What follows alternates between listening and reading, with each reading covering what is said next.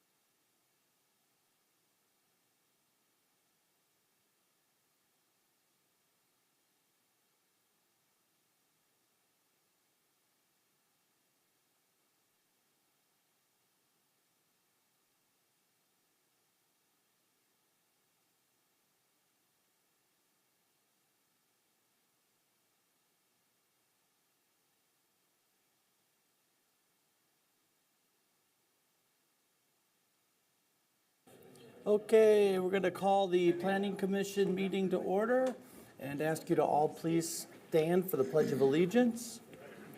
I pledge allegiance to the flag of the United States of America and to the republic for which it stands, one nation, under God, indivisible, with liberty and justice for all.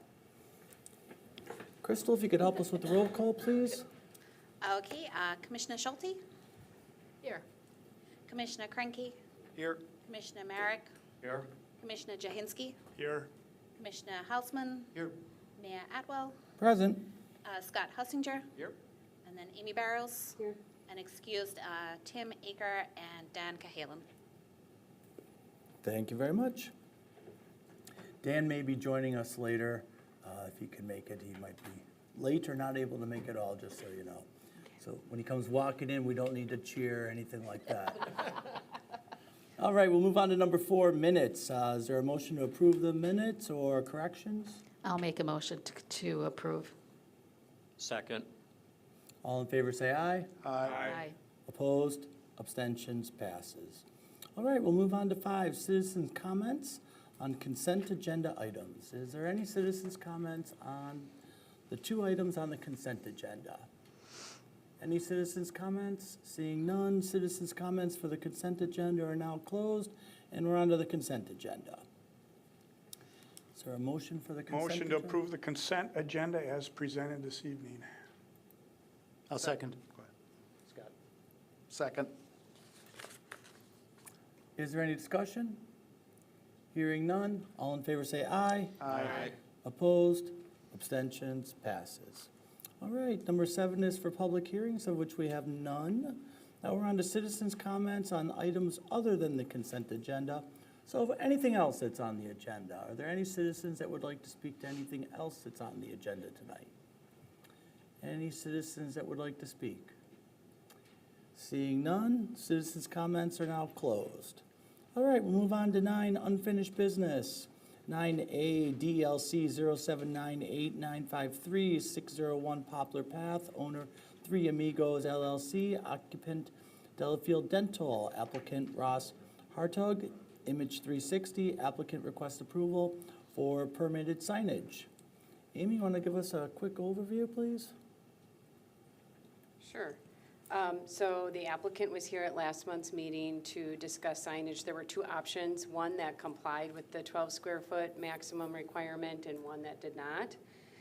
They came back this month with 2 options, mostly variable in fonts. They both do comply with the 12 square feet this time. They are going to be on white backer boards with a white border. Which Plan Commission did determine would not be considered part of the, included in the sign calculation. And they are proposing it on both a sign on Poplar Path and Genesee Street, and they would each be just under the 12 square feet. They are proposing 3 gooseneck lights. I think that was also in question at last month's meeting. So both elevations will have the 3 gooseneck lights that face down on the sign, directed toward the sign. And then I believe the applicant, Michelle, has the font types. Their actual size of the letters, too. And Michelle, can we get your name and address, please? No, you had it. You had it. Red is Red. on. Okay. Michelle Kelly, 601 Poplar Path. So those are the 2 different options, and then there was some discussion about the simplicity of the lettering and then them being individual letters on the building. Now they are putting it on that backer board, and then Plan Commission had asked her to submit some images of other examples. Michelle was explaining that she's trying to create that farmhouse vibe experience with the lettering type, and so she did provide several examples if you need to see them. Mike, I don't know, oh, he's up. But, I have a sample of the material too, but it's not the right color, so. Any other questions? Otherwise, I do leave it to your discretion if you want to determine which sign option she must use or allow either one of them.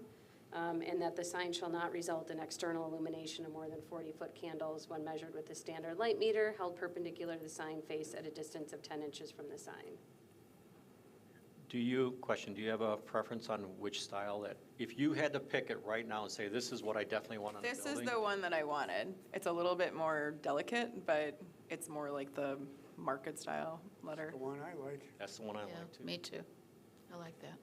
How do we identify that based on what's in the packet? Is it the It's the lower, photograph? It's the shorter, actually, letter, but it's considered, like, I call it a market font. so if you look at. This is the- actually what I asked him to do last time, but it took a lot of convincing him to give me this letter, so. So Listed in- Mike, if you can put the screen on, so it's the lower of the two. Yep. In the agenda, that's the alternate one, is how it's listed here on the agenda. Yeah, it's supposed to be the primary, but he wasn't, it took me weeks to get him to respond to me, so. Yep, that's the right. And that's alternate one. Oh, I actually, I didn't do that, meaning one preferred over the other. No, I know that. Oh, Yeah, I'm just saying if you look at it, I mean, we can also, It's the bottom letter. I mean, if you're looking at it, it would be the bottom of those two pictures. That's why I'm Yeah, confused that it's being alternate one, but I think you're right. Yeah, it's because actually got the alternate lower one with the letters. 9.25 Yeah, inches, correct. it's alternate one. yeah, just as listed. It's much improved, really like it. Yeah, I mean, that's what I kept asking him for, but he wasn't listening very well, so. Well, I would motion to approve alternate one as presented this evening, the market font, and with the understanding that no sign shall result in external illumination of more than 40-foot candles when measured with a standard light meter held perpendicular to sign face, a distance of 10 inches from the sign. 10 inches or 10 feet? Inches. Oh, Inches. inches. Oh. I'll second. Is there any discussion? Hearing none.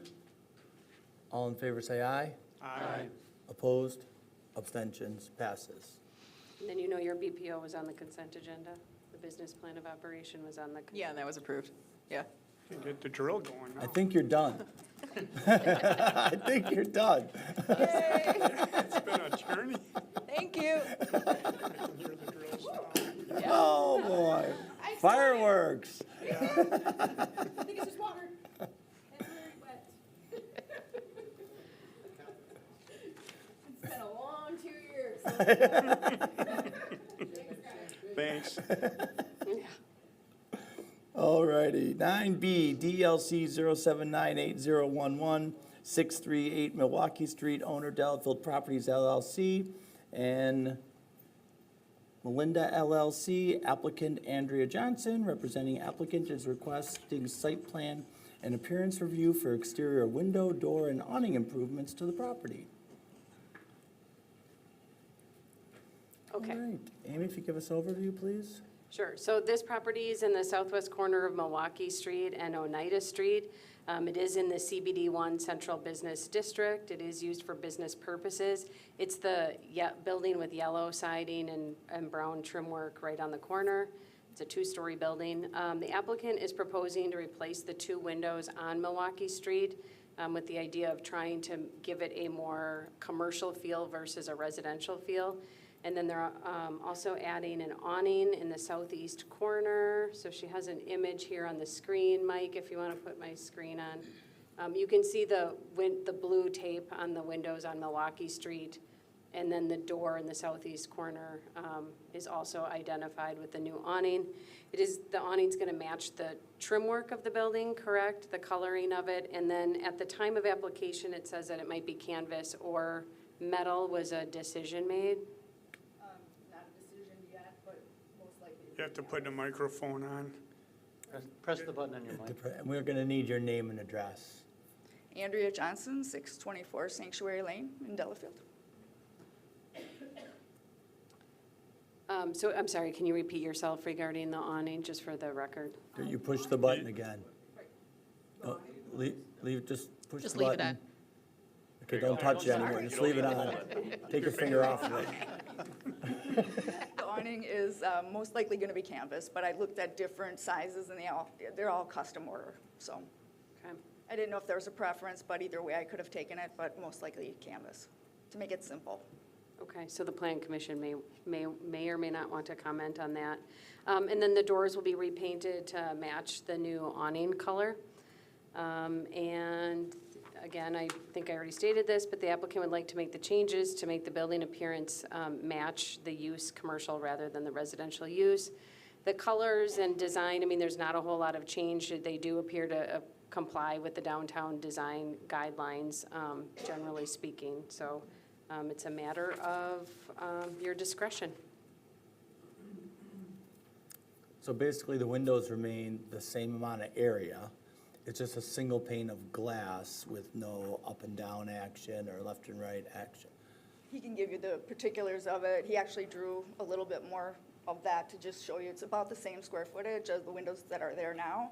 It will be a double pane window with thermal pane, but it will actually be just one piece of window. So basically taking the two windows and just making it one large window instead. All right, Al, give us your name and address. Andrea Johnson, 624. No. Oh, for you, I'm sorry. Al Wagner, I guess my home will be 714 Milwaukee. I'm here for the technical expert on the glass because I actually had it made originally double thermal pane for the shop. And the sizing, and at the time, I didn't want to put them in for security reasons because of what's in the shop. And then after Mike had built his shop and put the glass doors in, became non-issue. But I had these beautiful windows made, and they actually, and I made renderings that I'd like to pass out because it shows the differential in the square footage in the glass area, and it's very similar. But Yeah, it looks similar based on the blue tape. I can, you can, You can pass it out. yeah, if you want. Coming up here, we'll just pass it Do around. some calculations.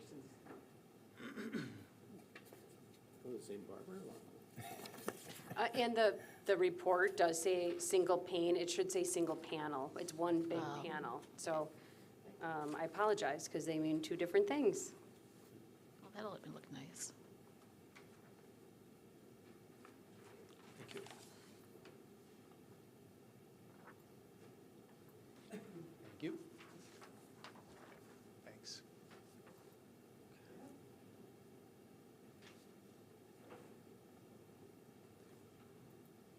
So it's pretty simple. I basically, the outlines, you can see the square footage differential on the left, 28.7 versus 29.2.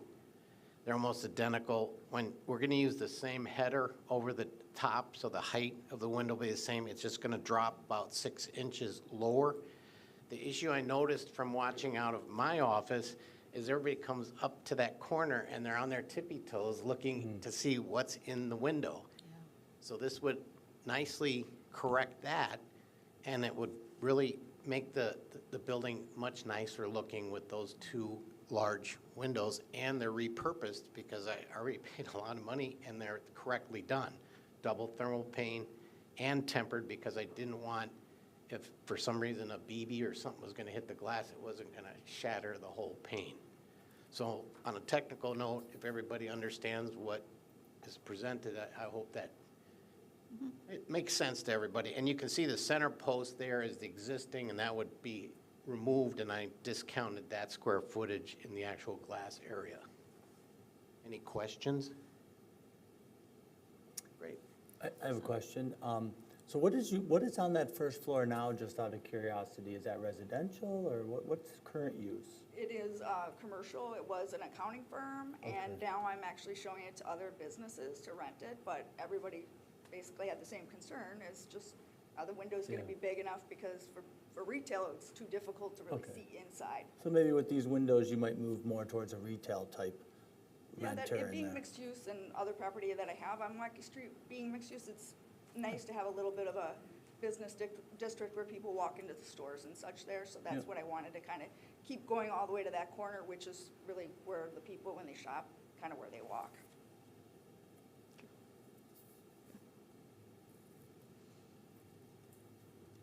And the bathrooms and everything, Scott, I think a while back, they've already been, they're handicap approved with the correct railings and all that. That's all up to code. This is a commercial space that Yes. was a commercial space. It is, and it's current and is up to code.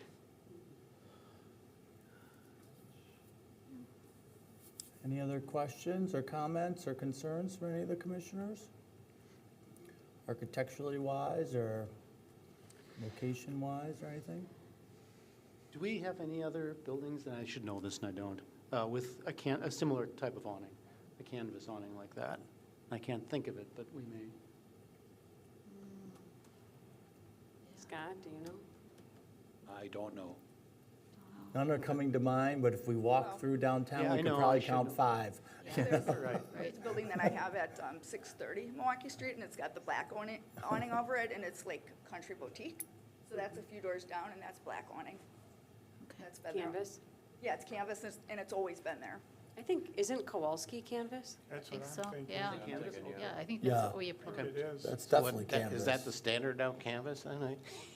Well, canvas can require some maintenance. Yeah, you might. Tears. Are you open to different materials? Because maybe we want to get a little bit more updated. I don't know. Canvas is simple enough. Yeah. Canvas is simple, but obviously there was other options. I just didn't want to get too ornate or anything with Yeah. my design, just to keep it simple. Okay. And I can imagine standing under that roof overhang, futzing with your keys to put in that door. When it's raining, you need that thing there. I think it would look nicer too, trying to dress up the building a little bit. But keep it in stride with the way everything looks is appropriate.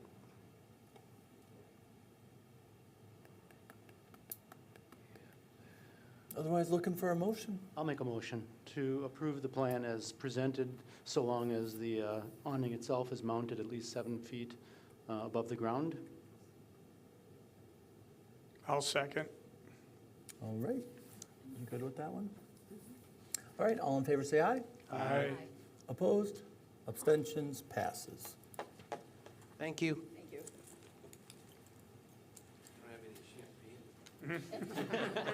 Well, You only got scheduled twice. Michelle was here about 10 times.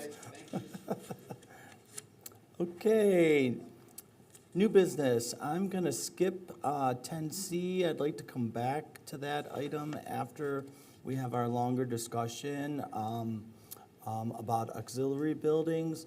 Now, that discussion does not technically affect this particular item because they're applying before the changes were made, but I just think we'd be beneficial to the group to have that discussion and then talk about that particular item. So we'll be coming back to you, but for now, we're going to move on to D, which is DELC 0798037001, 36001, and 38001, and 39001, 711 Wells Street. Owner Hendricks Commercial Properties LLC, applicant Miller Marriott. Applicant is requesting approval of a business plan of operation to operate a construction offices. Welcome. You just turned it off. Of course I did. Chris Miller, 249 Pauline Avenue, Heartland, Wisconsin. You want to give us an overview? Okay, so as you know, a few months ago, the applicant came in here and did propose a new building on a property on the south side of Wells Street. They are continuing to pursue that property, but in the meantime, they would like to relocate their offices from Heartland to Delafield in the immediate future. So they are proposing to locate on the building that's directly northeast of Oneida and Wells Street, the CCI building. And they will actually occupy a majority of the building, and CCI will occupy just a small space. And the property is zoned CBD2, and so in the CBD2 district, they do have to comply with the parking requirements, or they can pay, or they can use another privately owned property that they own, or they can use on-street parking provided they pay a city fee. When I do the calculations at one space per 250 square feet, they do have plenty of parking using the on-site parking and using the on-street parking directly adjacent to their site. Tom Hafner, the administrator, is researching the fee amount, and I did talk to the applicant today and let him know that, that your condition of approval, if you so choose to approve it, may be subject to fees being paid to the city. The most recent example is Soul Fire had to pay a fee for the same purpose. They're using on-street parking directly adjacent to their property as well. So that's just being researched regarding the cost that needs to be charged to the applicant. Other than that, it would be on the consent agenda as a simple business plan of operation with offices being allowed in the CBD2 district. They will have 16 full-time employees and 2 part-time employees, so they will definitely use that parking area. The hours of operation are from 7 a.m. to 6 p.m. 7 days per week, or at least available 7 days a week. You may or may not be there every day. And then the hours of deliveries would be between 8 a.m. and 5 p.m. So my recommendation in the report is that the parking approval is at your discretion. I would recommend that you approve the business plan of operation as presented, subject to the parking fee established by the city administrator. I have a question, and it also relates maybe to something more strategic down the road for the city. With today's environment, where 50% of the people work from home or whatever the businesses are going, whether this guideline is as relevant today as it was when it was written. So that's just for a future. But I'm curious, from your business, of your employees, do all of them come in every day? We require in office. Okay. Yeah.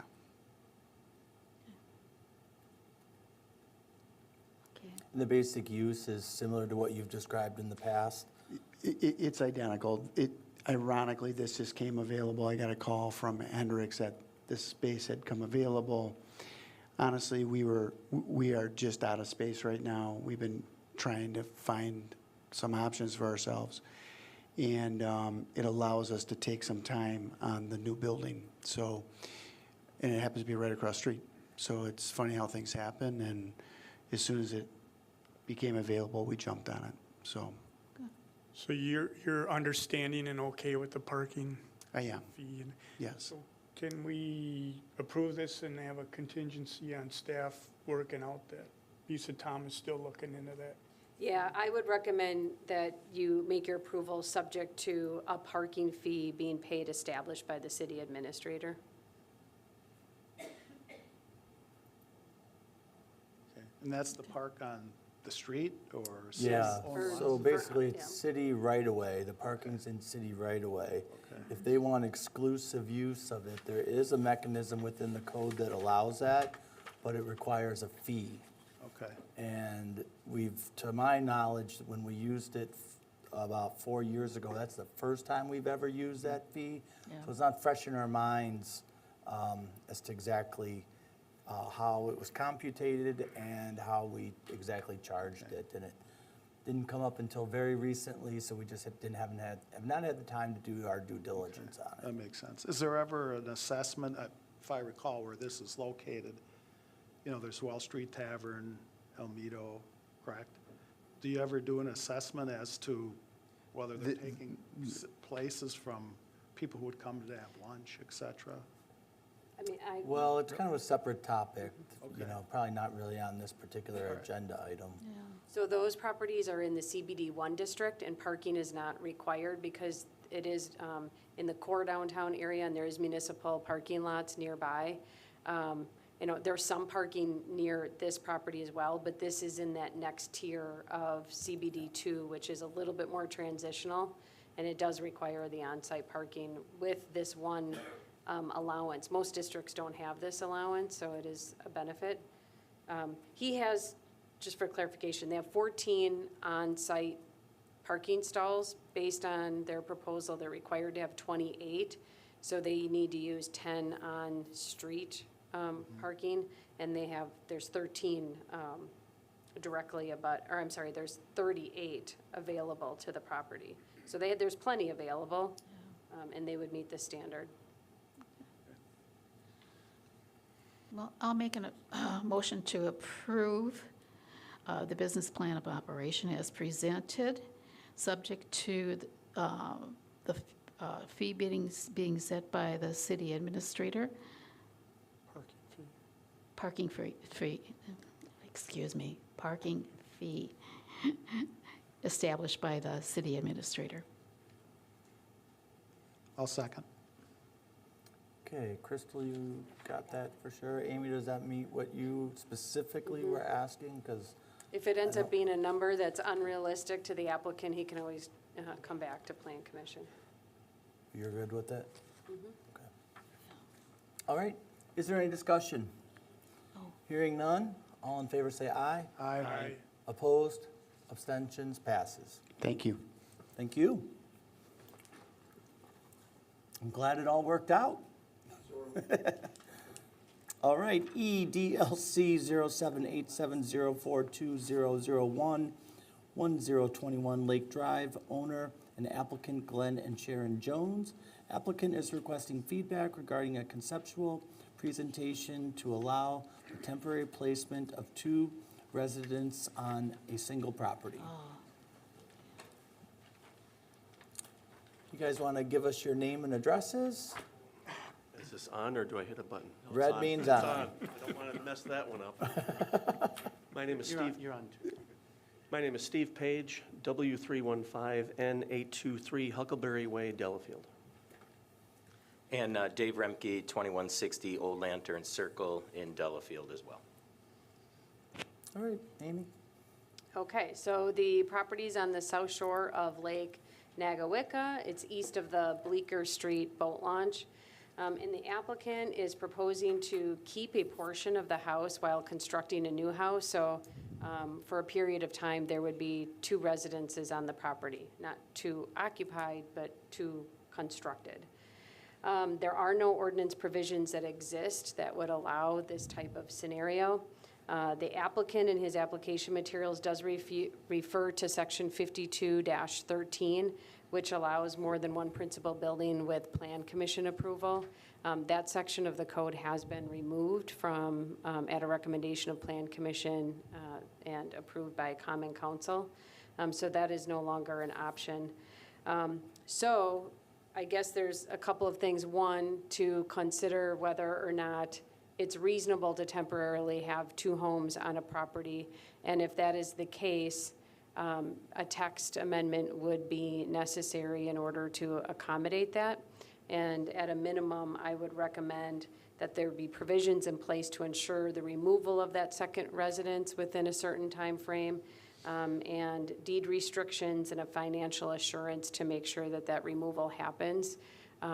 That's in case the property owners decide to stop the project in the middle or end up moving on, and then a new owner, it ensures that a new owner is aware of the same restrictions that were held by the previous owner. So just for clarification on that, that means changing the code to address having 2 residents on a single property, across the city, and then trying to figure out how we do that to accommodate this one particular situation, which is a challenging effort. Yeah, so this, as a text amendment, it would apply citywide on any property could come in and ask to keep a residence while constructing another one. Where do we draw the line between when a building is a house and a residence? In other words, if it's being built, it can't be lived in. Is there, I guess, adding on to that, have we ever known this before? Because I do not know. I don't, Scott, Normally- have you? I have not. Normally, when somebody decides, just say Lake Homes, decides to reconstruct a lake home, they tear down the existing house, and then this is not an issue. Right. This seems to be a real one-off request to our experiences of the owner not wanting to lose a summer, and then wanting to ask the city to go through the code changing process to allow this particular applicant somehow not to lose the opportunity to be on the property for the summer. So I'll stop talking and let you guys give your version. Perfect. I'm hoping that we don't have to go down that road. So the objectives for me being here tonight, I'm representing Glenn and Sharon. They cannot be here today. They're wintering in California.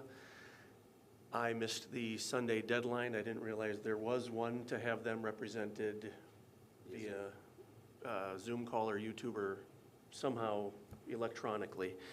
So the objectives for me is to share a letter written by Glenn and Sharon, giving a little history of the property, and that's been included as part of the application, to give a clear understanding of what we're trying to accomplish using the survey that we have had done, which I think will help everyone understand the details.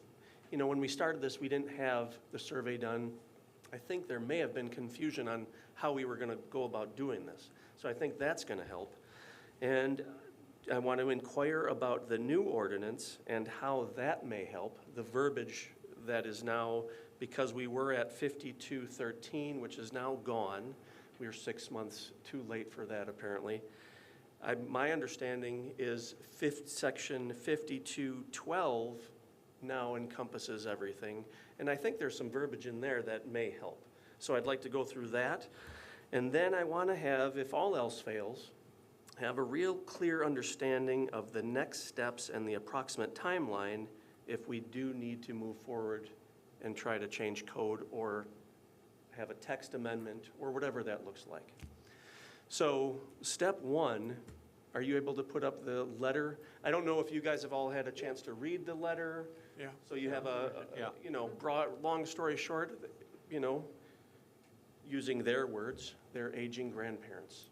And Mr. Atwell, I believe you've potentially talked to them. I did. So they have, you know, they bought the property in 2014, I believe, to have a place closer to their children in this area. And they found this beautiful property on Nagawicca.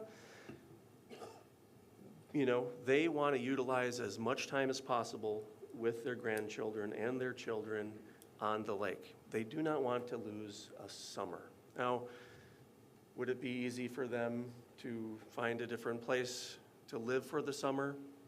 Yeah, that would alleviate all of this. But they are very, very connected in the neighborhood. That neighborhood over there, the neighbors surrounding them are all really tight. This is just a close-knit community. They don't want to lose that. They don't want to lose the ability to be on the lake. Glenn paddleboards every single day that he can, weather permitting. They utilize the lake on a daily basis. The kids are continually visiting. It's just a great situation. They do not want to miss that. That's very important. So I've got letters from neighbors, Mickey and Brian Lewis. I don't know if they're here in attendance today. Mickey and Brian Lewis have written a fantastic letter. That was not part of the application, so I didn't have it submitted, but I do have it. I can submit it to you now. I don't know how that works. But they're supportive. As I said, the whole neighborhood there is, everybody is supportive of them. I can get letters probably from every single one of the neighbors. That's what that area is over there. Next, if you can bring up the survey, because this is the next part that I think is so important to have a really clear understanding using the survey that we can look at. Do you mind, I think you should read the letter since it's not part of the record Perfect. otherwise. From Mickey and Brian? Yes, please. Thank you very much. That's great. Steve, I am emailing regarding the planned home build of Glenn and Sharon Jones, 1021 Lake Drive, Delafield. Brian and I live directly next door at 1025 Lake Drive. We've spoken in detail with the Joneses about their planned build of a new home on their lot, replacing their current home. We are very excited about the plan they have laid out and think it will not only bring them joy in their new home, but also another boost in the property value to our growing community on Lake Nagawicca. It is our understanding that while they are in the process of building their new home, they would like to briefly live in their current home on the existing lot. While I can understand that this may not be traditional, we want to make clear as direct neighbors, Brian and I have no issue with this at all. It really seems to make the most logical sense since the new build doesn't consume the same footprint as their current home. Further, the new build is directly behind their current home, so it likely won't even be noticeable from Lake Drive from the entrance of the home. Also, having them living on site will allow them to respond expeditiously to build questions, issues that always arise. Finally, we just really believe in this case it would be the right thing to do. Glenn and Sharon are such wonderful neighbors, staples in the community, and enjoying their wonderful golden age. In this particular case, I don't think anyone gains from them having to find temporary residency, pack and move an entire home of furniture just to move it back months later. We would be happy to discuss with anyone at the Delafield Common Council if need be. Regards, Mickey and Brian Lewis. So Mike, can you put on the screen, please? Okay. Is this the survey you were talking about? Yes. So, can I stand up and kind of? Sure. So, this is what is so important, and you guys can all see this? To have a clear understanding, this is the planned structure, their new home. This is the current building, okay? You can see Lake Drive right here ends pretty much at their property. There's another driveway right here for this neighbor, which is Brian and Nikki. So the plan is, the thought is to raise this portion of the home. This area right here would be a vestibule with a little front door. They would occupy this area while this is torn down. This is going to grant us access for all of the equipment we need to build. Okay, so they're raising this portion of the property to allow us to gain access for the building equipment. They will be in that house. In their note, it says, you know, they come here from June to September on average. Of course, things change a little bit, but it's a couple months that they're going to be occupying this portion of the structure. Now, what's important to understand, in my opinion, is when this is raised, they're living here, the house will be constructed, right? There is no way for them to continue utilizing this house because, oops, did I do something? Mike, can you go back to the survey? There it is. Yeah, get it back, Steve. Did I mess it up? No, So I don't think so. here's the garage. There's no possible way for them to utilize the new house with this portion still being here, which is, I think, the disputed piece of this puzzle, having two occupied structures, two principal structures. So the question is, and I believe Mr. Hausman asked earlier, at what point does a structure become a habitable structure? At no point in time are both of these structures going to be habitable. As a matter of fact, when the house is complete, or even potentially before that, when they leave in September, the house will just be raised, because that will just grant us even more access to the build. I mean, in theory, there should be a hole in the ground right now if it was up to the Joneses. Everything is done, everything is planned. It's just a signing time, and then we get into the permitting with the city, and it's off to the races.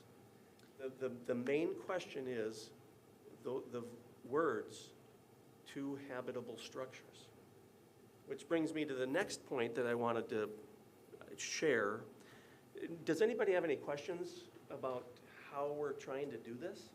I just have a question for Amy or Scott.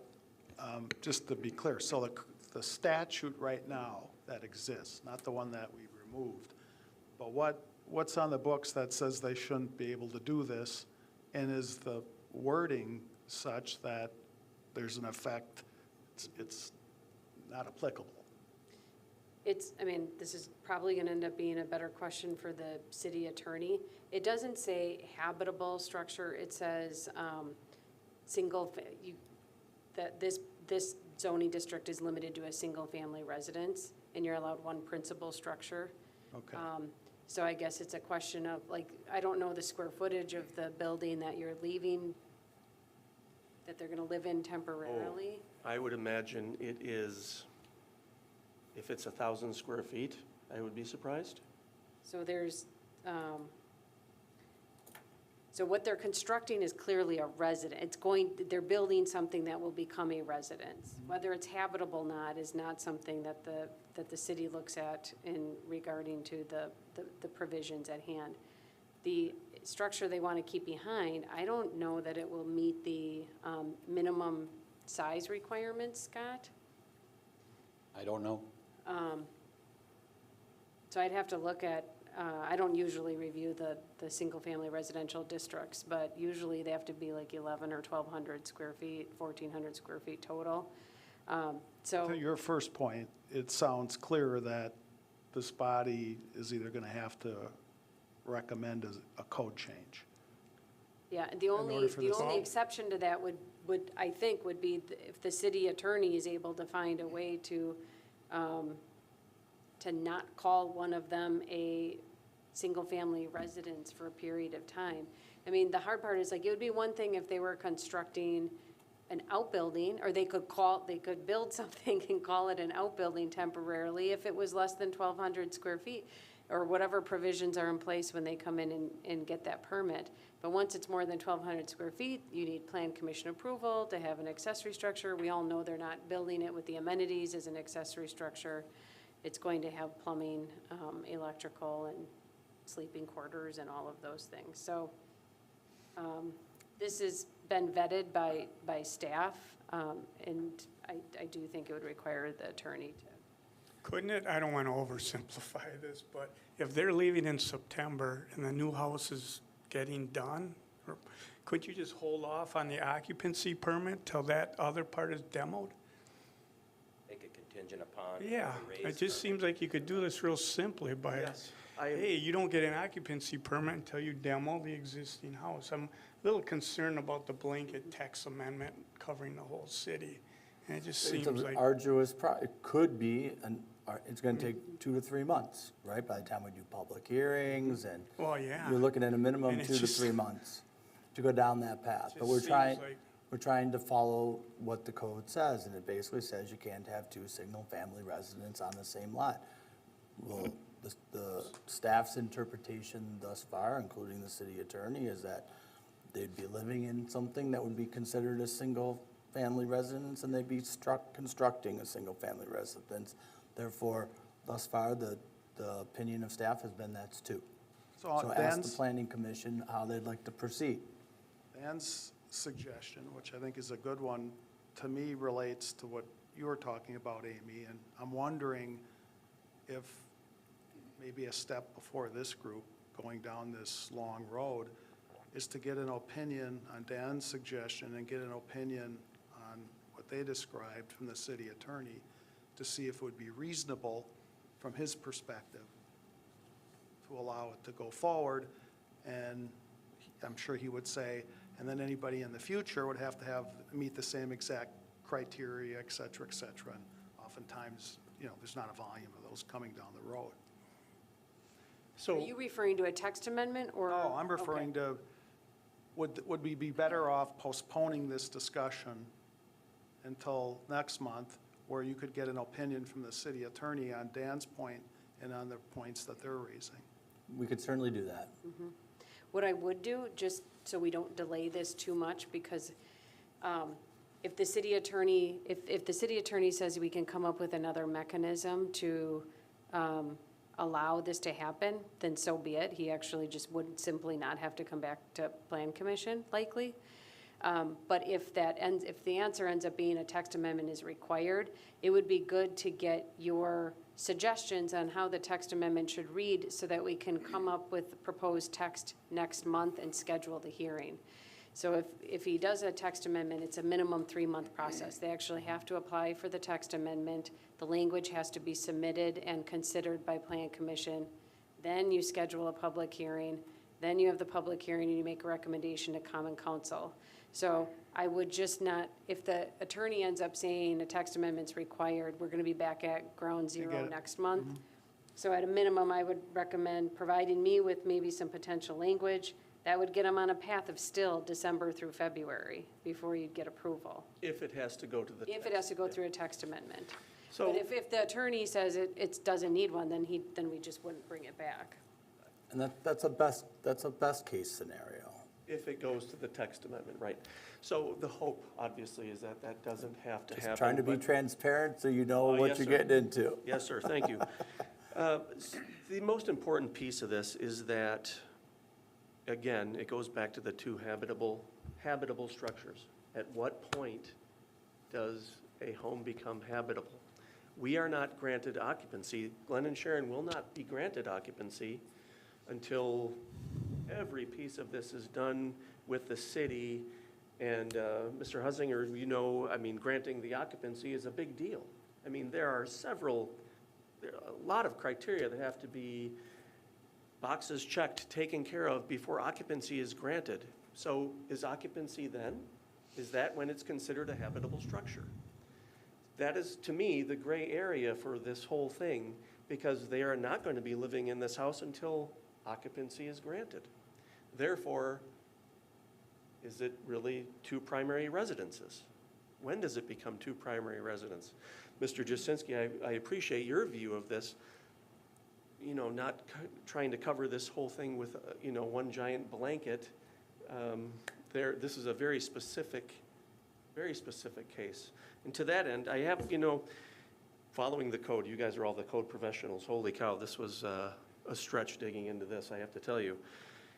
My understanding, again, what I said at the beginning, Section 5213 is gone, so now we've lumped everything into 5212.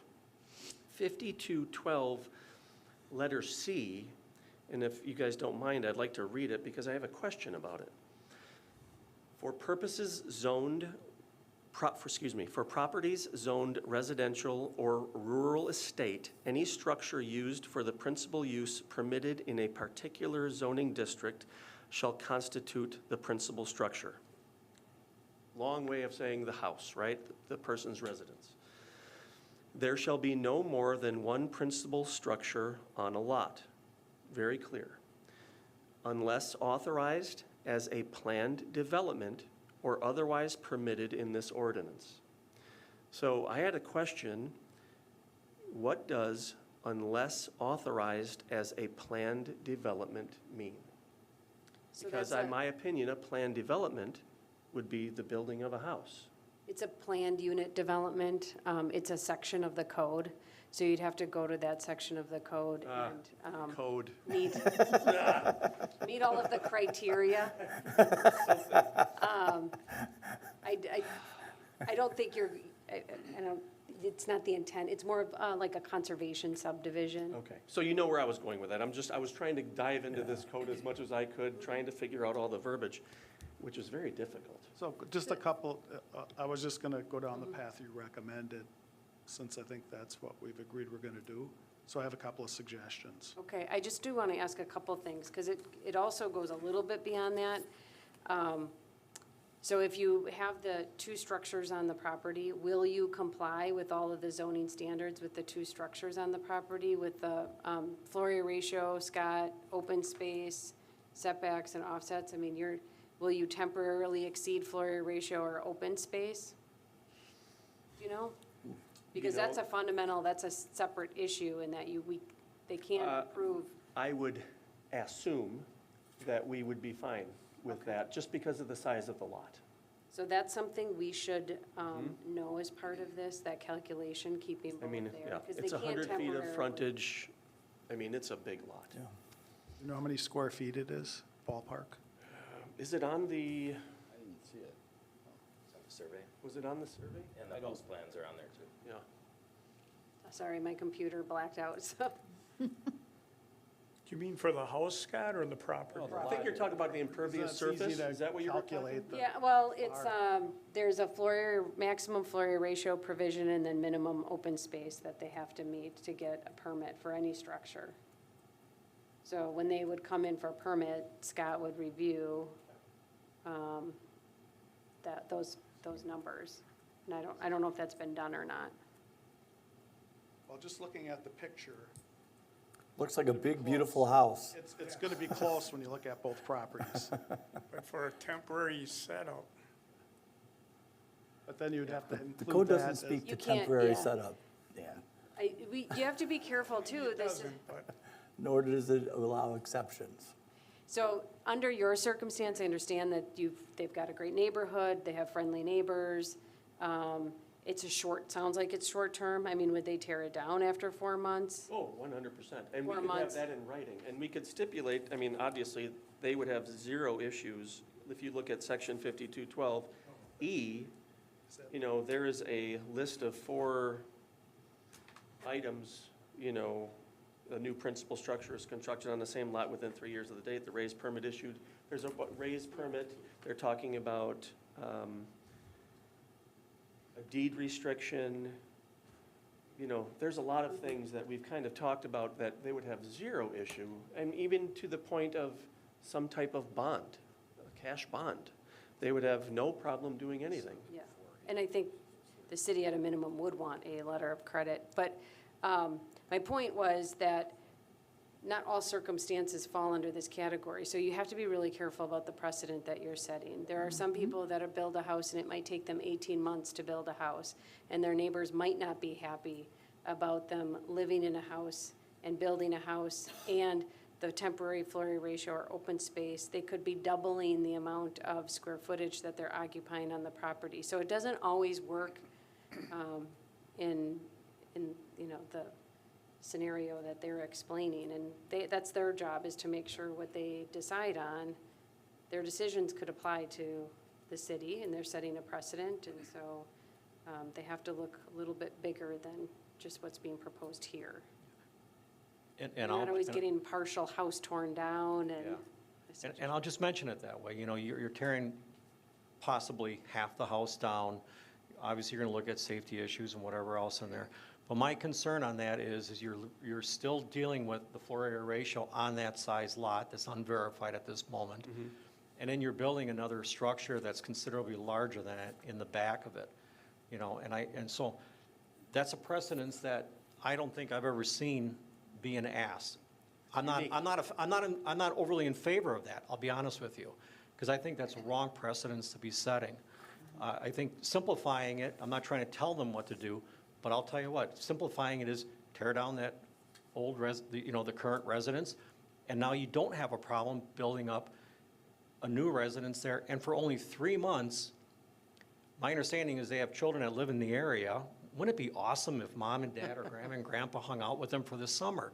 They can go visit that every day and still utilize the property in some fashion going on the lake. So I think there's a simple way of making this work, instead of going through the possibility of saying, let's try to go look at adjusting the municipal code again. That's not an overnight process. You know, when she mentions a minimum 3 months, it can take longer, potentially. So keep that in mind. That postpones everything that you're looking to have done. Correct. So if you get it going today, let's say, it's going to be further along come summertime. Correct. All right. So keep that in, I'm just saying, keep that in mind. But I want to make it known, I'm not a fan of leaving the resident there, living in part of it, and constructing a house in the backyard. You know, because if we do it there, there's a potential of that going in a lot more situations that may not be as favorable. So if the percentages are right, and we don't cross any boundaries there, and that works, and, you know, they have put the bond in place, I mean, is there a path forward? Utilizing, as long as we are in compliance with every percentage that we have to be in compliance with in terms of the impervious surface, I think that's what you were talking about, Mrs. Barrows? That's the floor area ratios. The floor area ratios. So, you know, let's just say it falls within the guidelines of the ratios, and everything is good to go in that area. Are we just trying to determine what habitable structure means? And I know, I would love to know what the answer to that question is. When does a home become habitable? So to answer your question. Yes, sir. staff's already looked at this, and it's reflected in the city planner's comments for this meeting. Planning Commission has asked some questions, and they've said maybe we should have the attorney relook at it. So that would be the other path. The attorney could relook at it, see if they see something different than they saw the first time, and if so, we could communicate that to you. But if they find the same thing that they found last time, then we're just back here at the Planning Commission and we lost another 30 days. Correct. Do you feel it would be helpful if Glenn and Sharon and myself, or myself as a This representative? isn't about making an exception. Yeah. This is about either we have to, we believe we need to change the code, and that's the opinion of staff.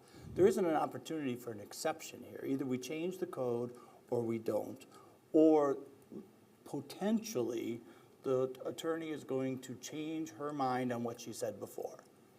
I've got to think that's a long shot. Yeah, this violates the brainstorming, but just a little kibitzing with Scott and I, ballpark, you've got about 12,000 square feet. I mean, he'll do the real math, but it's going to be around 12,000 square feet.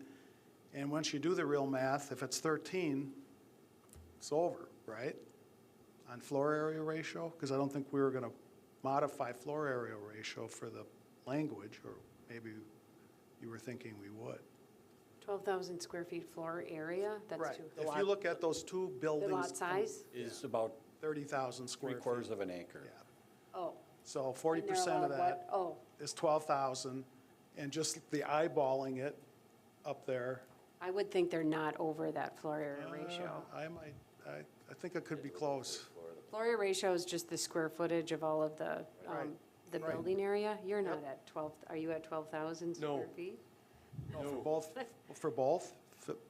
No, at 5,600 for the home, and I would imagine maybe 1,000 for the existing. That Okay. would be left. And you're including garage and so And the forth? walkout basement, okay. All right, okay, well then, I don't know about open space. What is open space? That can be a restricting factor too. Do you know what it is, the I minimum? think it's 3,000 feet, No, the allowable, the minimum, open space. that they, 7,000 square feet? They can use 3,000? I'm sorry, I don't know what it is. Okay, I can look it up. That's something we'll have to do. I have to add something here. So if I issue a building permit for a house before the existing house is raised, when does it become habitable? Depends who you talk to. You talk to the state of Wisconsin, I'm obligated to do a final inspection within 5 days after you requesting it. Then it's deemed safe by the state of Wisconsin, yet it may not be occupiable. I mean, so, but you might not care. So the only leverage I have is a $1,000 bond. So if we're gonna move forward with this, there's gonna probably have to be a document prepared by the city attorney that would assure that certain things happen. One of them could be a condition or contingency upon issuing an occupancy permit with having the raise permit. I understand, and I don't know if we can just do that. I mean, it's way over my head. I don't know that the city can do that just for you.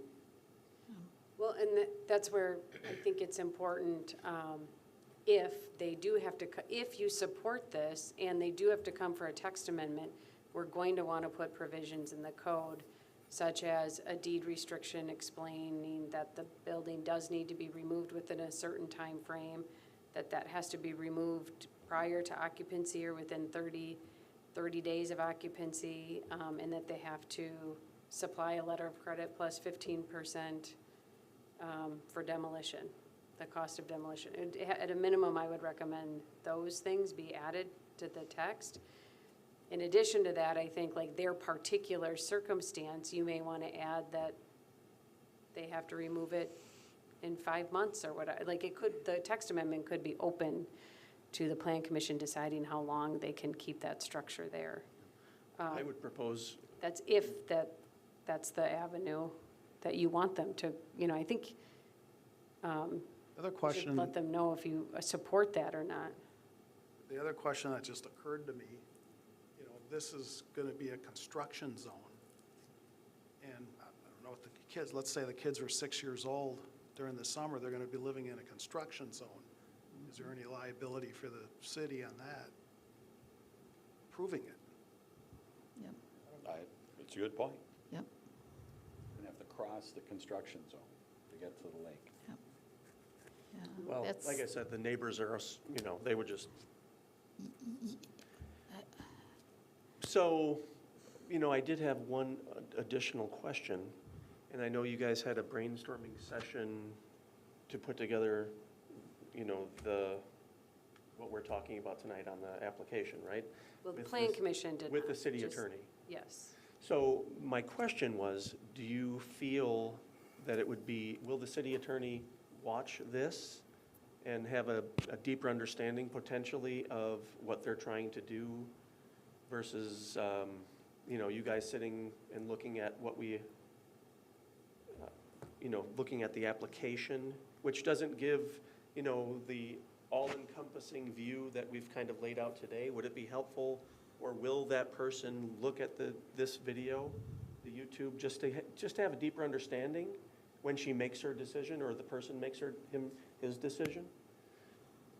Well, whatever time they spend, it comes at the cost of the Joneses. So, I mean, if that's what you're requesting, Well, think they could, but it'll come at, that time will Got it. be charged to the Joneses. Does it make sense? I just feel it would be important.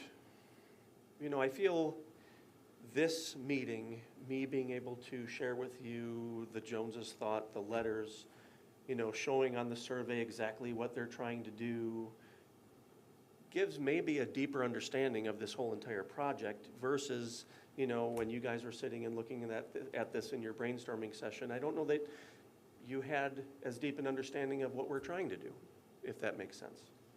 Whatever they do, it has to be defensible in court. So, they have to look at the code language to see if there's an avenue that they can justify. Because although you may have a lot of neighbors that support it, there could be somebody on the other side of the lake that looks at the project and comes in and complains. And the city has to ensure that we're doing things legally. So it's going to be based on a legal review more than an emotional review. I mean, the city attorney is going to say, well, what changed between last time we reviewed this and now? And what I've heard the planning commission to say is, and you to request, is that what is the definition of when a building becomes a single-family resident? So, I mean, as far as what I understand here is that's the question that gets posed to the attorney. Okay. Yep, I would agree. There's 7,000 square feet is the required open space. They can occupy 3,000 square feet.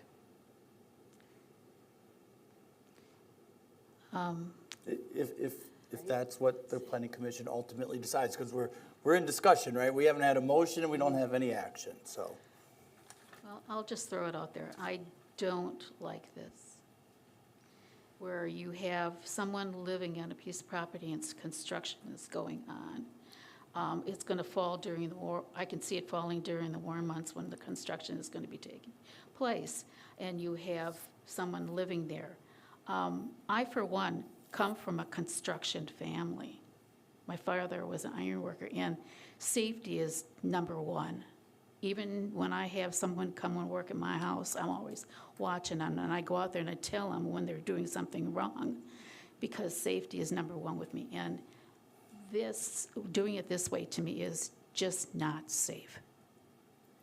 You have large trucks coming in to excavate. You've got dump trucks, you've got concrete trucks, you've got big flatbeds coming in with all kinds of lumber and drywall and everything else. I just don't feel that people living on the premises when this is going on is the right procedure. I'm sorry, I have never seen it done that way. People come in, and I've seen many lake houses around here torn down completely, and on the property there is nothing there, and they go in and they build the house. That's, to me, is the proper way to do it.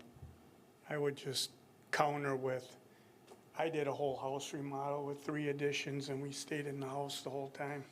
Yeah, but trucks, concrete trucks, gravel trucks, drywall trucks. I'm just saying, it can be done. if I'm you, sure Scott's seen plenty whole house remodels or large remodels where the people stay in the house. The only question I have, Amy, at this stage is, you're referencing brainstorming, I may have referenced it. I just wonder if this right now is the venue to do that versus somebody thinking this through more carefully and bringing it to us, like you did on the item we're gonna be talking about later. I just wonder how productive it's gonna be without any prep work for us to just start kicking this around in terms of ideas for a text amendment when there's different perspectives of whether we even should be doing it. Some in favor, some not. I don't know. That's up for all of you to decide. Well, the downside is we lose a month, but I agree with Scott. I don't know how we can, you've mentioned some really good things, Amy, but I don't know how we can do all that this evening. I mean, I think it's up to the applicant if they want to submit an application with proposed text based on some of the things we talked about tonight. They could submit that, and then that's what you would consider next month. And if you're comfortable, you could schedule a hearing or have a deeper discussion next month. Or it'll have to come back the following month. That's what I would like to do. That would be my view. And But that's, I think you did give enough information for the applicant to propose text. I think you have already, they might want to have a better idea of how much support is there and whether or not they want to continue to pursue it. But I think you've given enough information. Whatever direction we decide to head, I'd like to have a vote on whatever that is. So whatever, we need a motion, and we need a second, and then we need to vote on whatever it is. Well, I'll form a motion that we recommend that the applicant think through this issue more formally and thoroughly relative to the feedback they've already received, that they can bring back to the Plan Commission and get the Plan Commission's perspective on their ideas.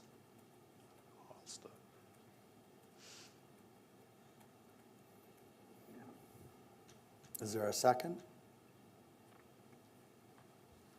Okay, motion fails for a second. Is there another motion?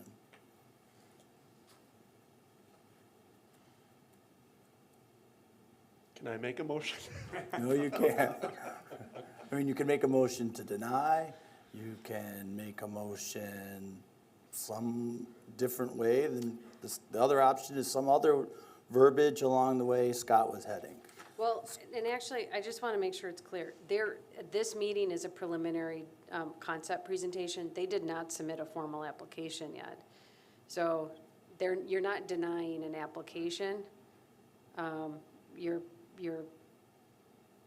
providing your recommendation on them moving forward if it requires a text amendment, so they're not wasting their time if you don't support it. But otherwise, they need to submit a formal application with Okay. text amendment. Well, then So maybe, I'll take that back. We don't need a motion. I wanted a motion for clarity of action. That was the only reason.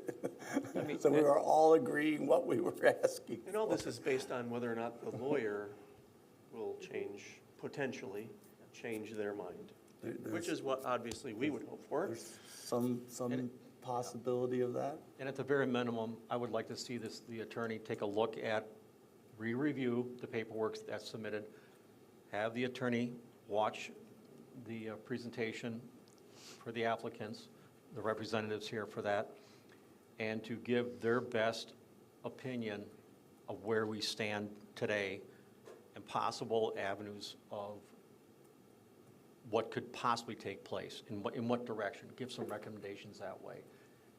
There might be some wording that's not as clear as it should be.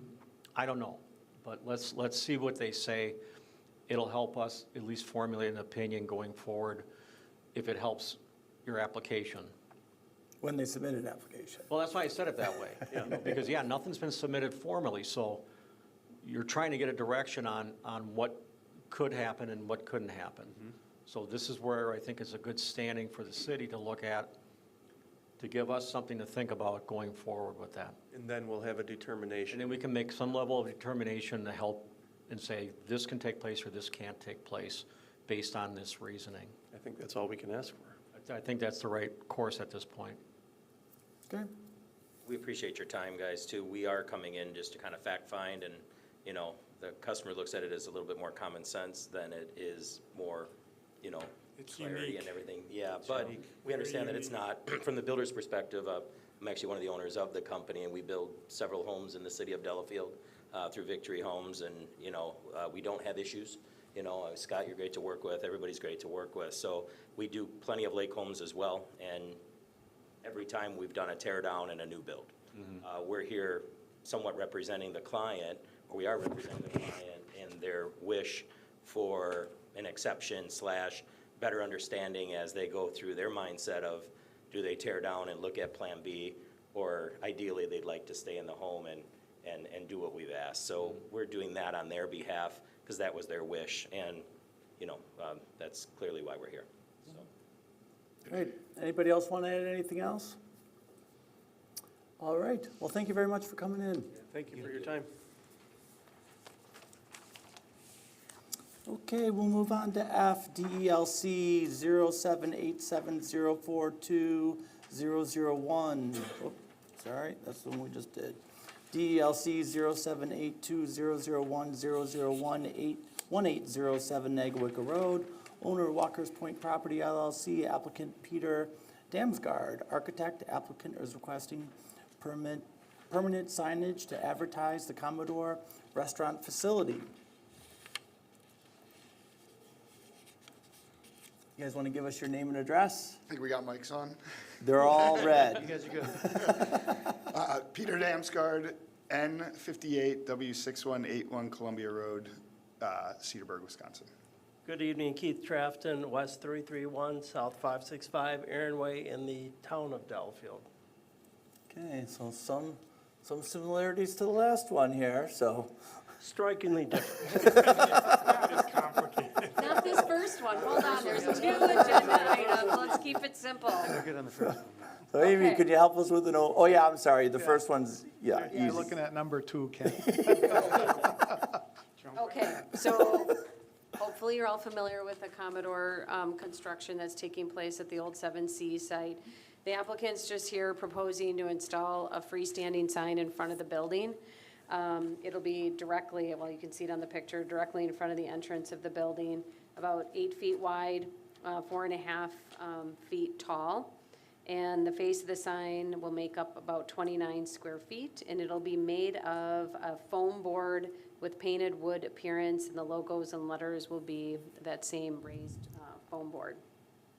So the requirements are that if there's a sign ancillary to an operation that's permitted by a conditional use, which this is operated by a conditional use, that signage can be reviewed and approved, but it does require Plan Commission and Common Council approval, which I don't believe that I've had come up since I've started here. But so they do need to go through the Common Council as well to get this approved. But otherwise, it's at your discretion. If they are proposing exterior, are you proposing lighting? It's ground Do I have mount that? lighting, so Oh, yeah. two or so floodlights. You have a rendering as well, right? Yep. Yes, can you show that? We didn't have the renderings as part of the application. You can pass it down. Share. So will they be pretty, the lights themselves will be pretty hidden with the landscaping? You won't see the light fixtures themselves amongst Okay. the landscaping. So if you choose to recommend approval to Common Council, I just recommend the standard, no internal, external illumination exceeding 40-foot candles when measured with a standard light meter held perpendicular to the sign, 10 inches from the sign. Comfortable with that? That's a nice looking sign. It's a beautiful looking sign. There's so much about this, what you're doing here, I think is just such a huge compliment to that property in this city, so, yeah. Thank you, appreciate that. I think it's a really nice presentation when you walk up to the building. Thank you. Very nice.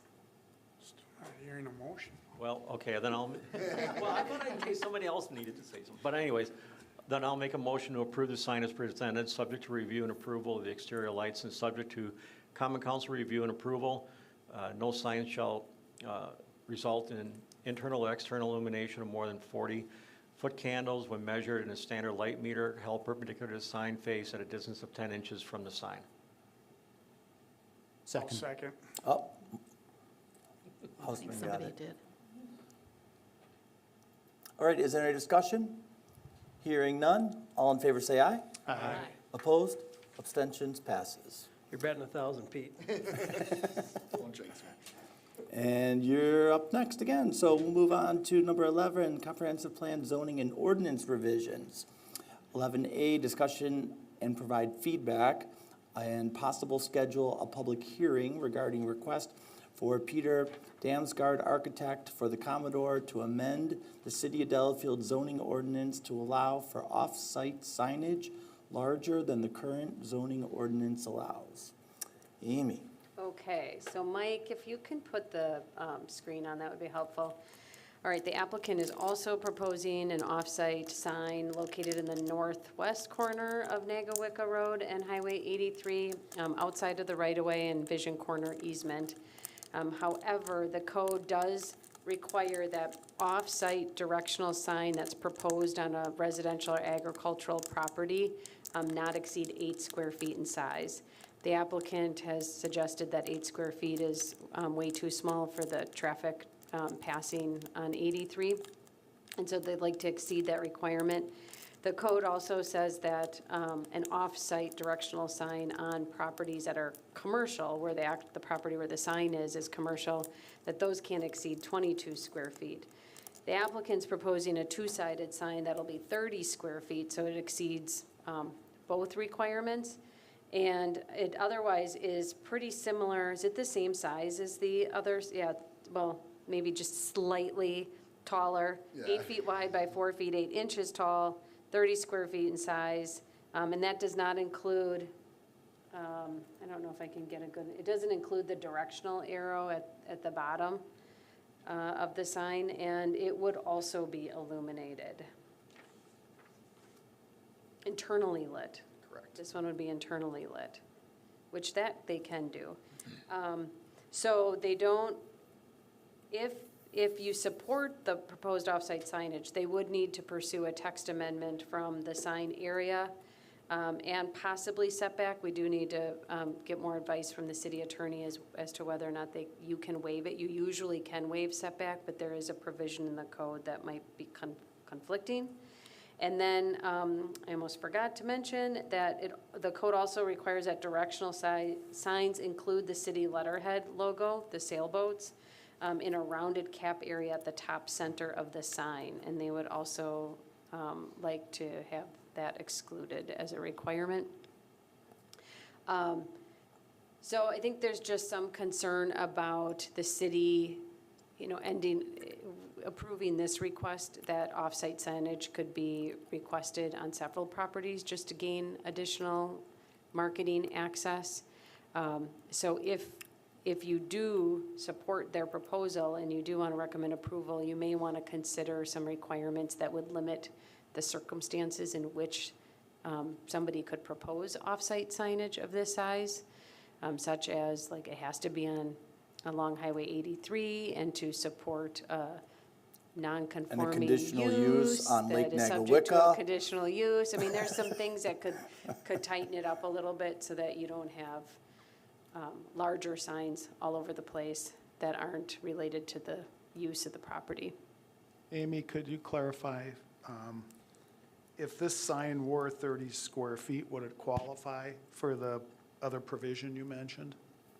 The 22, well, I just am giving you the numbers of, off-site directional signage on where the sign is proposed on agricultural property, which this is agricultural, is limited to 8 square feet. That is pretty small. Oh, okay, that's it. And If this property happened to have been commercial instead of agricultural, it's also limited to 22 square feet. Okay. So they are proposing to go above and beyond both of those. I don't know did you explore that at all? I don't know if we talked about it, we may not have, because I had to dig into the code deeply, but could you meet the 22 square feet so that it's at least in sync with? I think we That could get provision? close. Our biggest concern is a safety. The industry standard for the size of letters at that speed and that distance, it's just really hard to see and coming up over the hill. We're concerned about people kind of trying to catch it, slam on their brakes, et cetera, et cetera.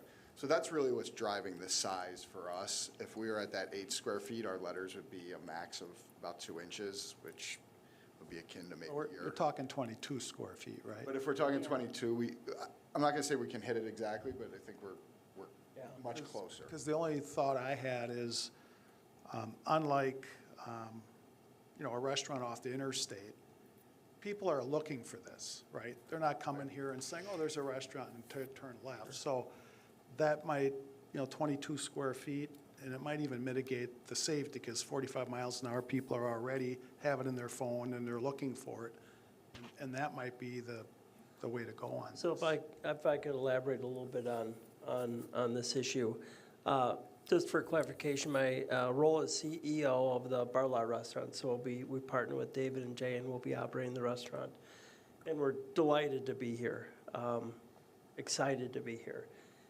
As we look at this property, we have, I can't walk down the road, I can't walk at Lapland Peak without 10 people asking me when the counter is opening. And that brings a smile to my face, and then I ask the architect, when are we opening? The answer is soon. But nonetheless, so it shows the excitement and the appreciation of the city. That said, our goal is to make it a welcoming area for the entire area. We're blessed to have 70,000 active members in our loyalty program. They range anywhere from north to West Bend, south to Chicago, some national, but most people are Milwaukee, Ozaukee, Washington, obviously Waukesha, a little bit Racine, Kenosha.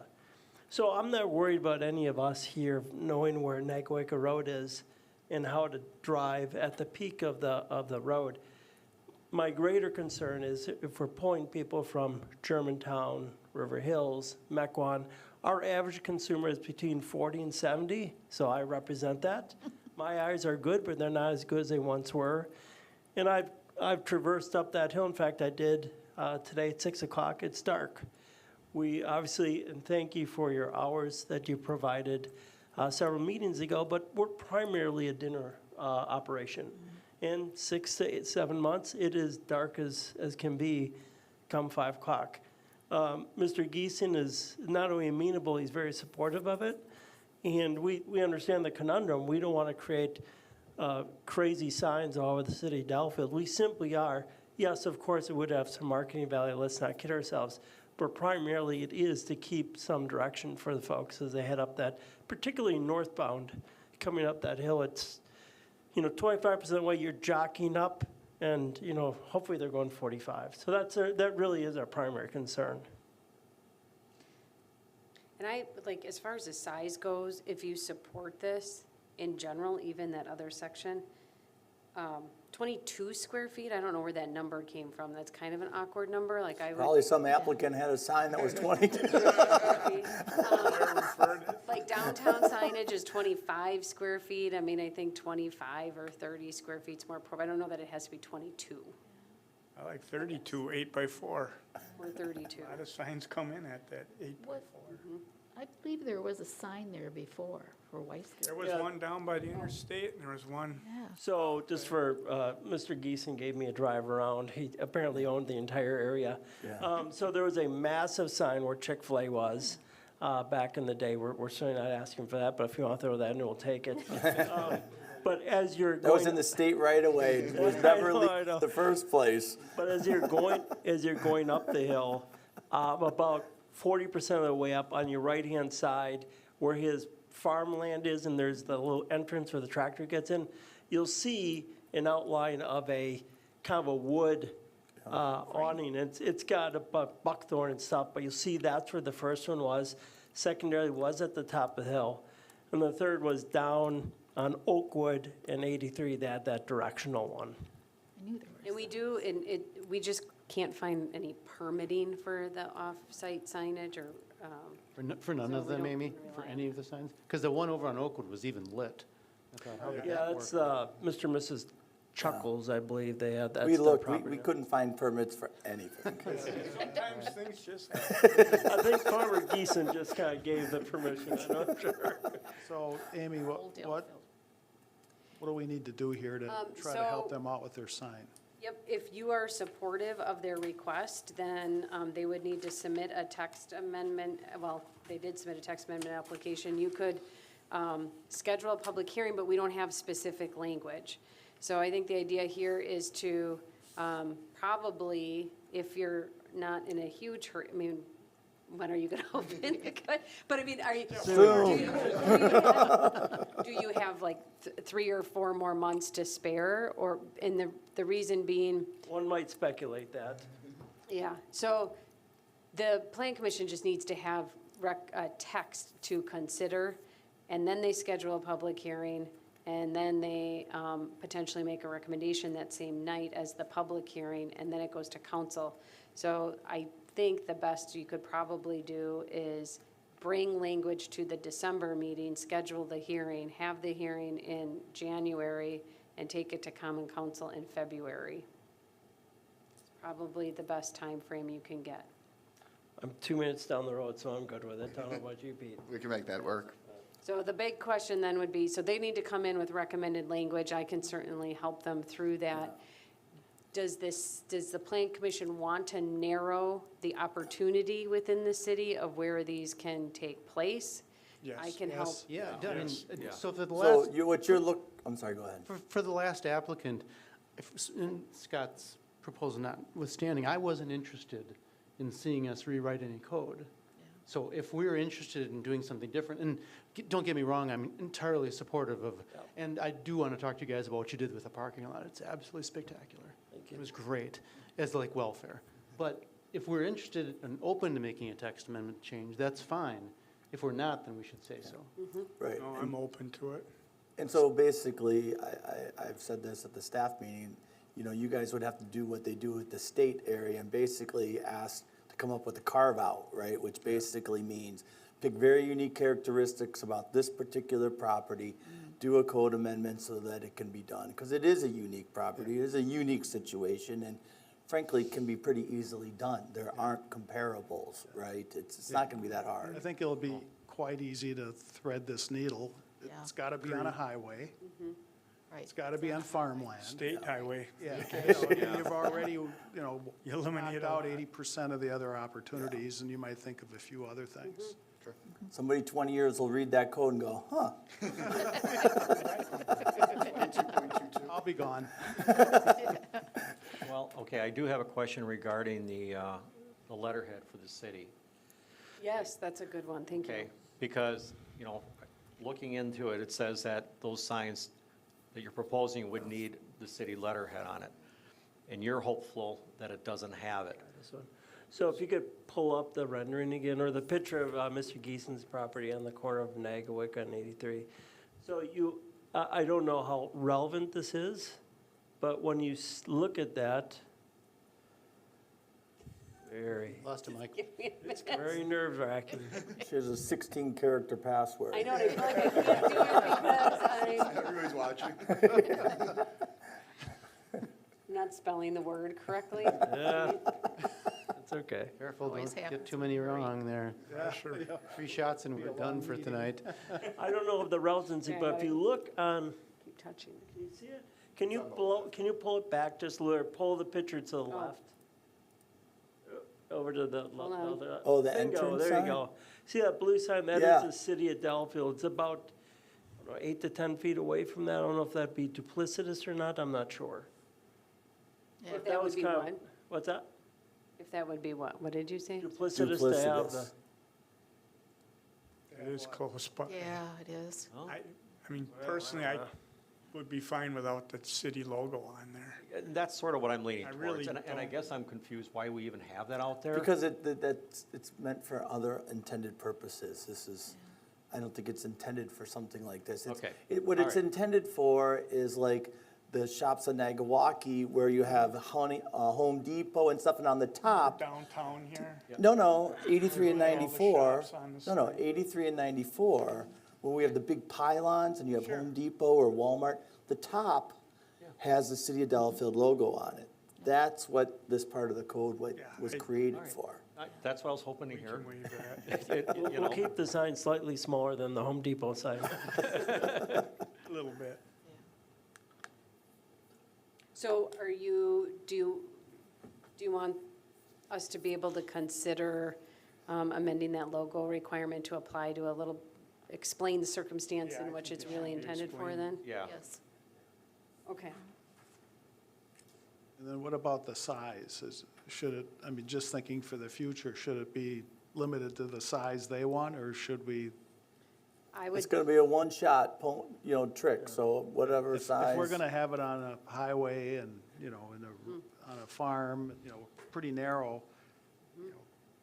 maybe you might consider a little bit larger. I mean, yes, you can see because the right-of-way is going to be pretty wide, so the sign is forced to be further back. It's only going to be allowed on a state highway. But you're happy with the 32 square foot, is that correct? Yeah, Be 8 by satisfied with 4. 32 square feet. I'm thinking about the next applicant. Well, there isn't gonna be another No, one, because this this is is gonna be unique. pigeonholed into Well, just this. Okay, This the is next gonna one be further unique. down at A3. Well, what's unique about the signage, because of the right-of-way, there's like a triangle that cuts across, so it's backed up almost by The site, those trees back there. Technically called a It's vision probably a little corner. further back, actually. But what, That's a vision corner. that would be someone who worked at the Oh, this Department of might be a Transportation. better. There you It's an go. engineering term. Keith. Yeah, so it's roughly would be. Okay. all Not right, enough. we all good?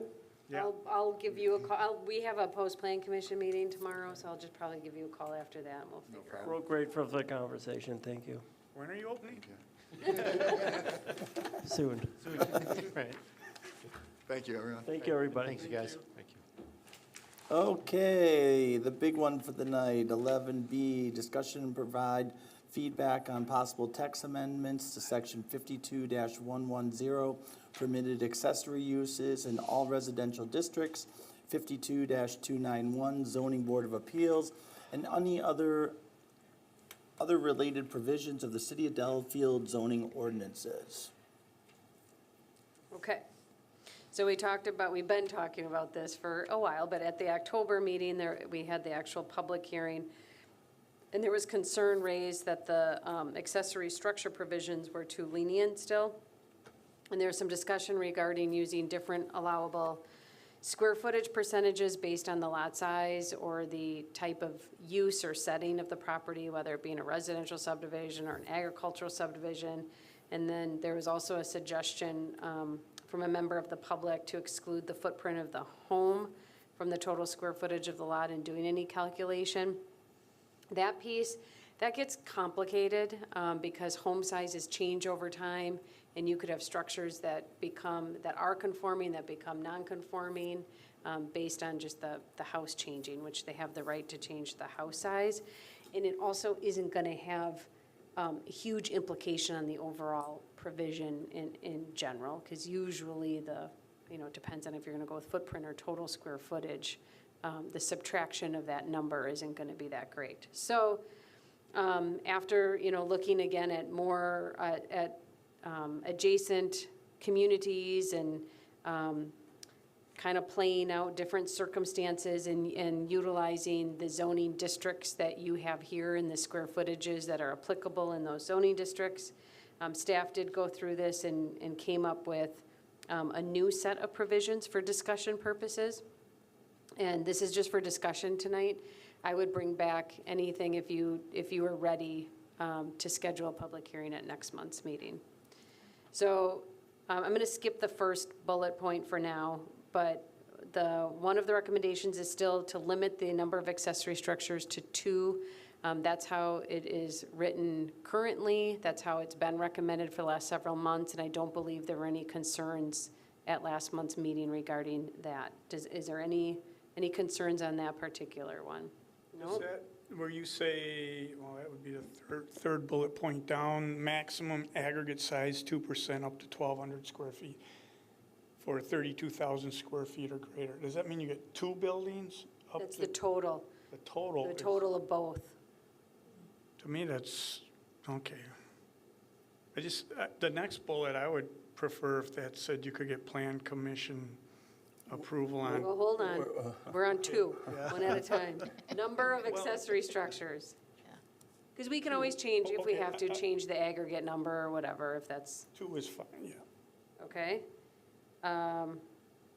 Then limit the uses of the accessory structures, limiting the amenities of, so that you prohibit a living unit and limiting plumbing to a single sink and toilet. Any concerns with that? I think we need that. Yeah. I know that's a provision that Scott struggles with currently, or the lack of provision. Kent, you said you think we need that in there? Yeah, we need that to keep it from being separate residences and Airbnbs and secondary rental properties Right. and all the above. Do we need it in there in the first place? Well, I think having it limited to a sink and a toilet keeps that from happening. Okay. I know You're how we saying feel. don't allow any plumbing at all? Right, well, I know how we feel about sinks and toilets and boathouses. We'll talk about that in the future, but just, is it worth looking at just getting rid of it completely so it's not a risk? I can tell you, a lot of people, well, Scott, you can correct me, there's a lot of amenities proposed in accessory structures, and so there's probably a lot of structures out there right now that have at least some plumbing in them. A pool house, That's my pool house. right, with a, Sink, shower, toilet. You go above and beyond what's. Well, that was many years ago, under Tom Maney, that So a was sink- approved. I mean, But there that's enforceable, right, Scott, the way it's written with the sink and a toilet? yes. Yeah, not the shower, though. I think there's a lot of, I think that's what you're getting at. I mean, a lot of buildings that we tend to just talk about the boathouses. Yeah, There's an awful lot of them out there.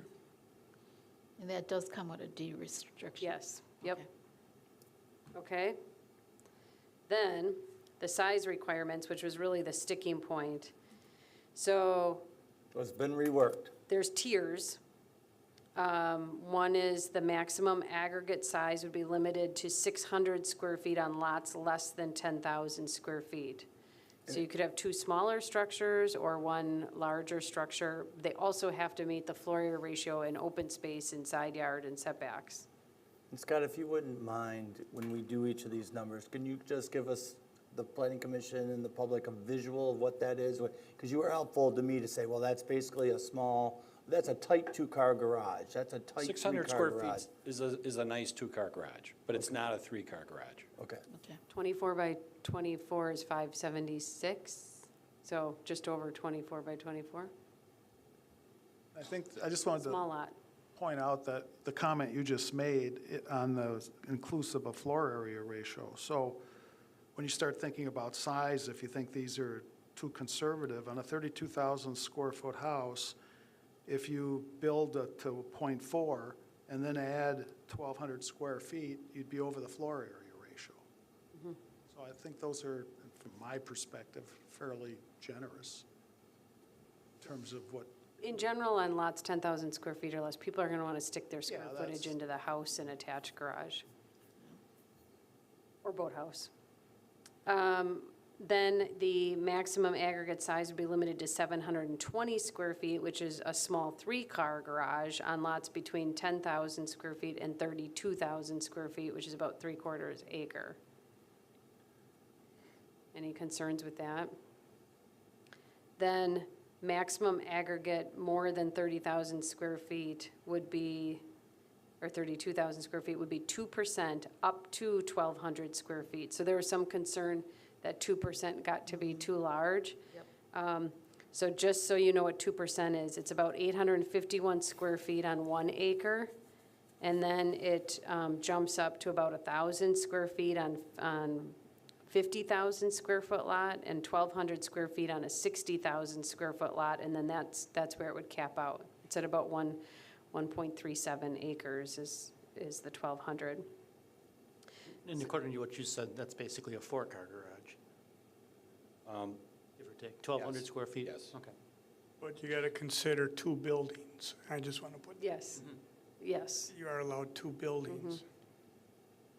And then it does allow, you can only get an exception from size, from Plan Commission on lots greater than 4 acres. So you are limited to the 2% up to 1,200 square feet.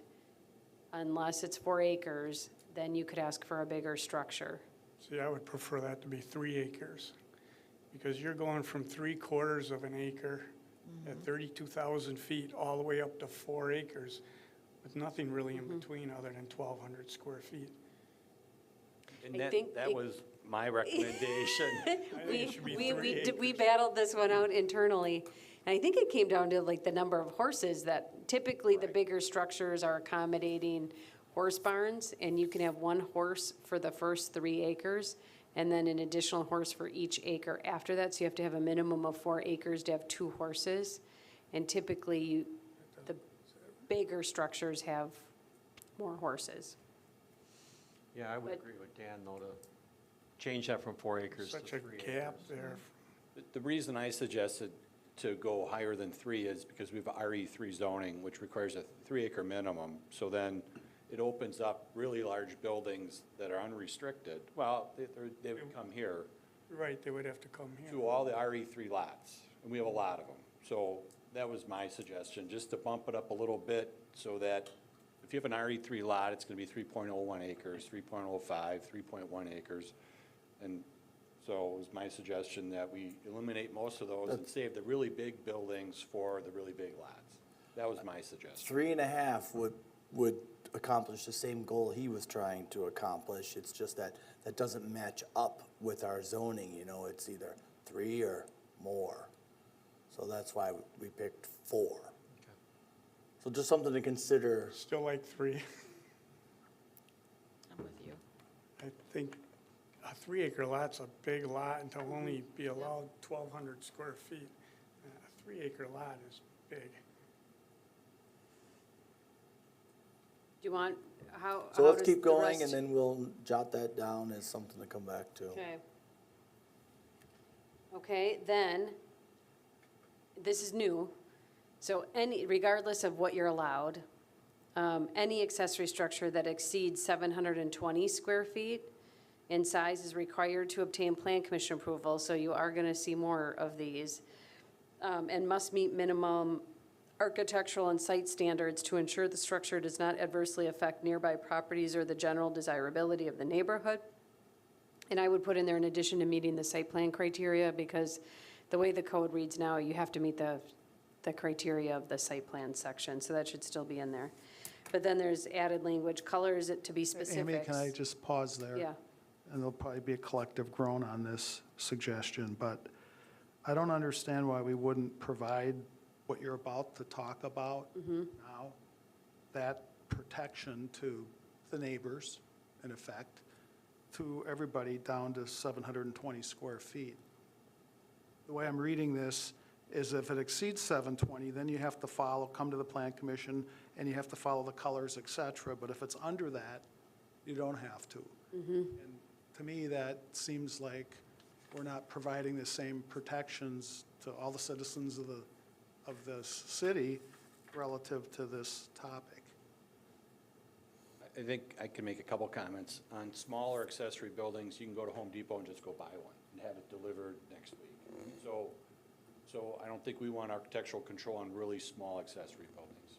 So I think what we were trying to get at is if you want something really big, it's going to be nice. It's going to look nicer. I think Well, 720 square feet.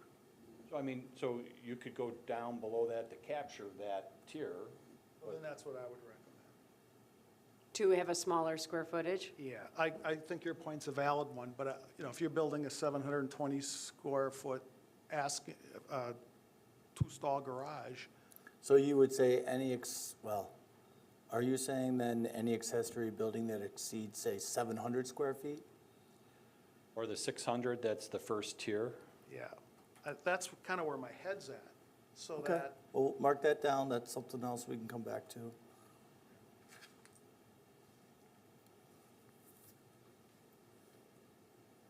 Okay. And then the standards include that the colors and materials have to be compatible with the principal structure. No metal, aluminum, or vinyl siding is allowed. Materials such as natural wood siding, natural stone, structural or thin cut face brick, stucco, cement board, plank type siding, and EFIS system may be acceptable materials. Proportions of materials are subject to plan commission review. Roofing materials are limited to dimensional shingles, tiles, cedar shake, or manufactured slate. Metal roofing may be considered if compatible with the principal structure. Windows may be required on all sides of the building. The number and type of doors may be limited. Plan Commission retains the right to require additional architectural detail. Review of decorative lighting to ensure compliance with Section 5227, which are lighting provisions.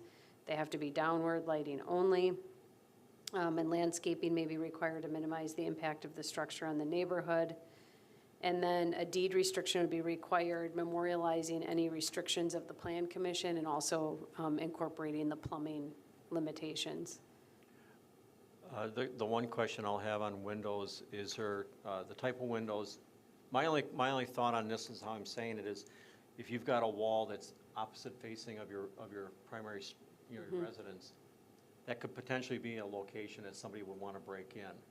So is there a restriction, let's say a glass block window, would that count towards saying the general description of window?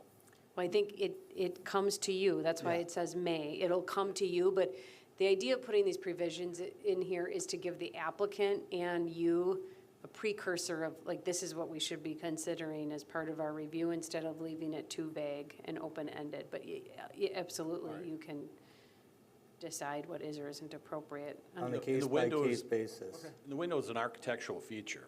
Yeah. You know, it's not that you must have glass. It could be other architectural features. It could be shutters or insets or. Or if you're next to a really wooded environment and nobody sees it but the trees, maybe you don't care if there's windows. Okay. It's really to protect, to make it visually attractive to the neighbors. Most But if small you're in a sheds don't have subdivision them. that everybody Garages only have keeps one. wide open grass cut, then, and everybody can see it, then, That's different, yeah. yeah. I think the intent is to break up the long wall. Yeah. Okay. Okay. So it doesn't Okay. look industrial.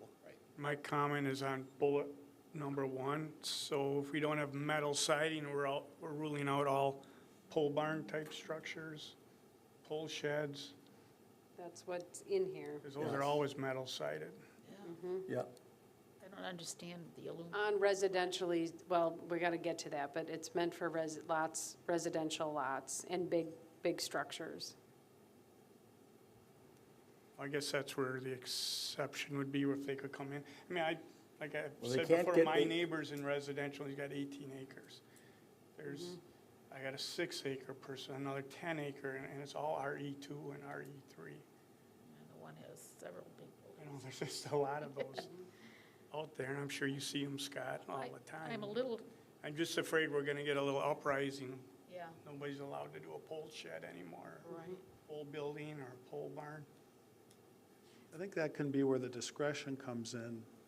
You know, you start getting into 6-acre lots, but if you are thinking about a 3-acre lot, and they want to put a pole barn in the current environment where everybody else has a brick home with a 4-star garage, I would think those neighbors are not going to be, you know, they have an interest in saying, that's going to depreciate my property.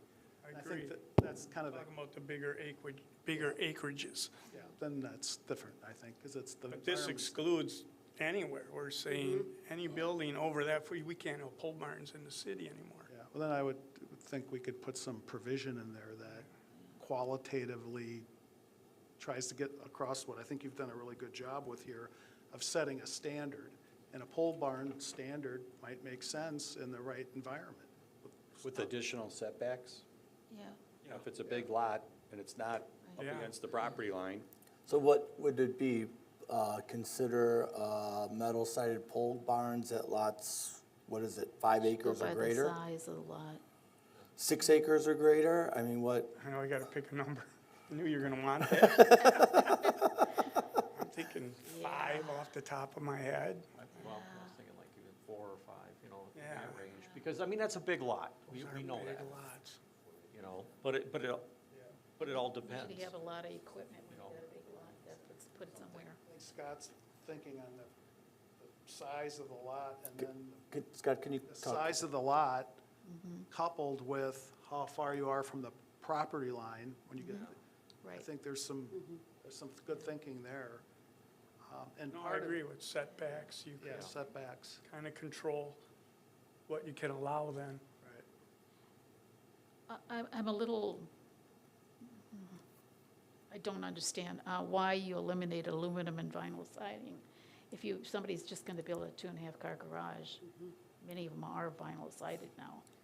So it's only if it's large, well, it depends on what size you go with. If it's larger than 720 square feet, I think the idea that was discussed with staff is that it was just a controlling mechanism to make sure that these large structures are attractive because they are going to stand out more than the smaller ones.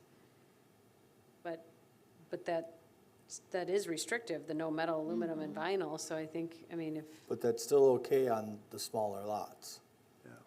That's not how I read it, though. So yeah, it would have to change. It would have to change. Yeah, I read it here as, it's not allowed, period, Yeah. Oh, on Well, any it's structure. any accessory building that exceeds 720 yeah, so square feet. less than that number, they're allowed, right? But I If think it, that, anything that's As it's written. 720 square feet or, Greater. yeah.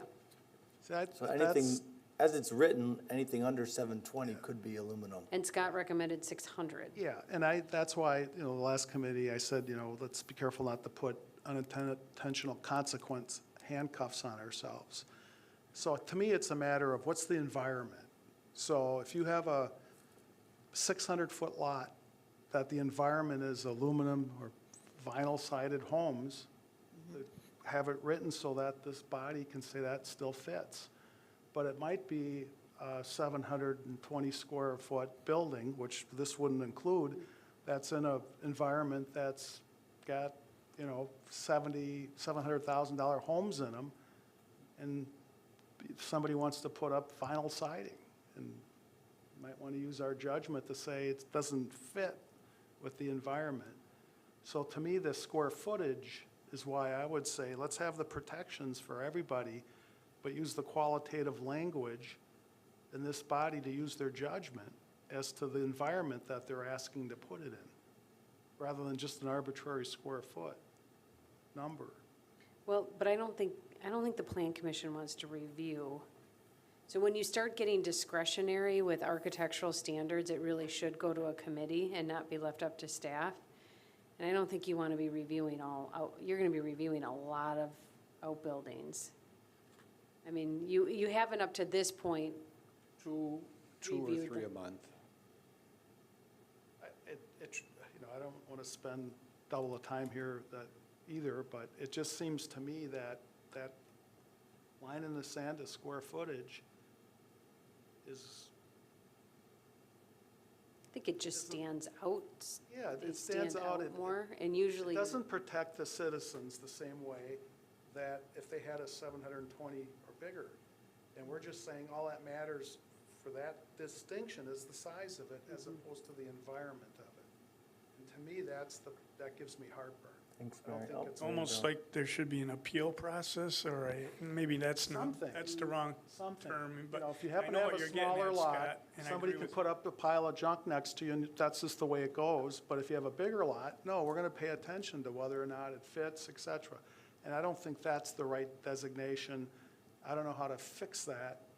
My suggestion would say, according to Scott, we're gonna get 3 of these every month, and that's a lot. Well, do we have a I mean, we shouldn't create a problem where one doesn't exist. Do we really have, when you have a 500 square foot outbuilding, it's your typical garage, is it not? You're not getting, There are two types of construction. Yeah. You pour a slab and you tip walls up and you build a garage that way. That typically has horizontal siding, vinyl, aluminum, whatever, LP.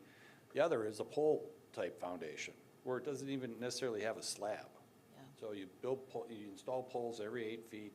Now you run horizontal purlins, and that will support vertical siding. And so I think the intent was to reduce or eliminate the pole building in Yeah. residential districts.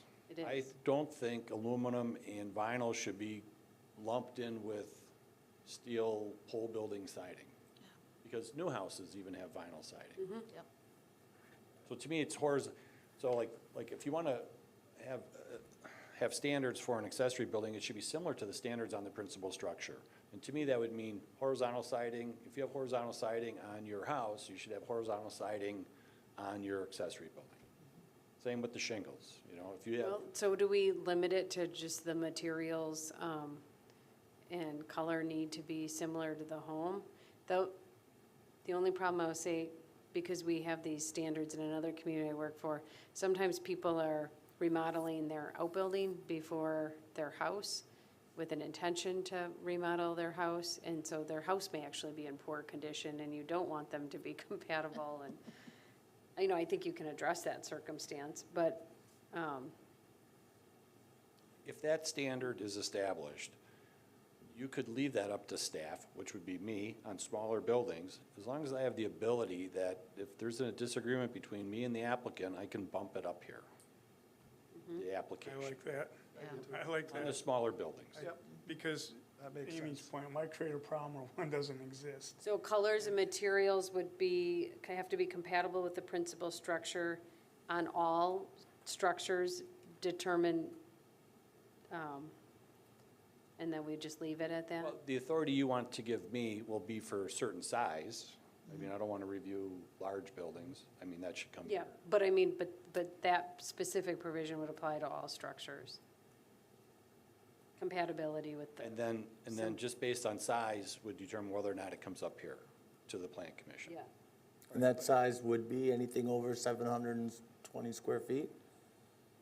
I can live with that if there's I can live with used that in too. qualitative judgment to say this doesn't fit with what they live in.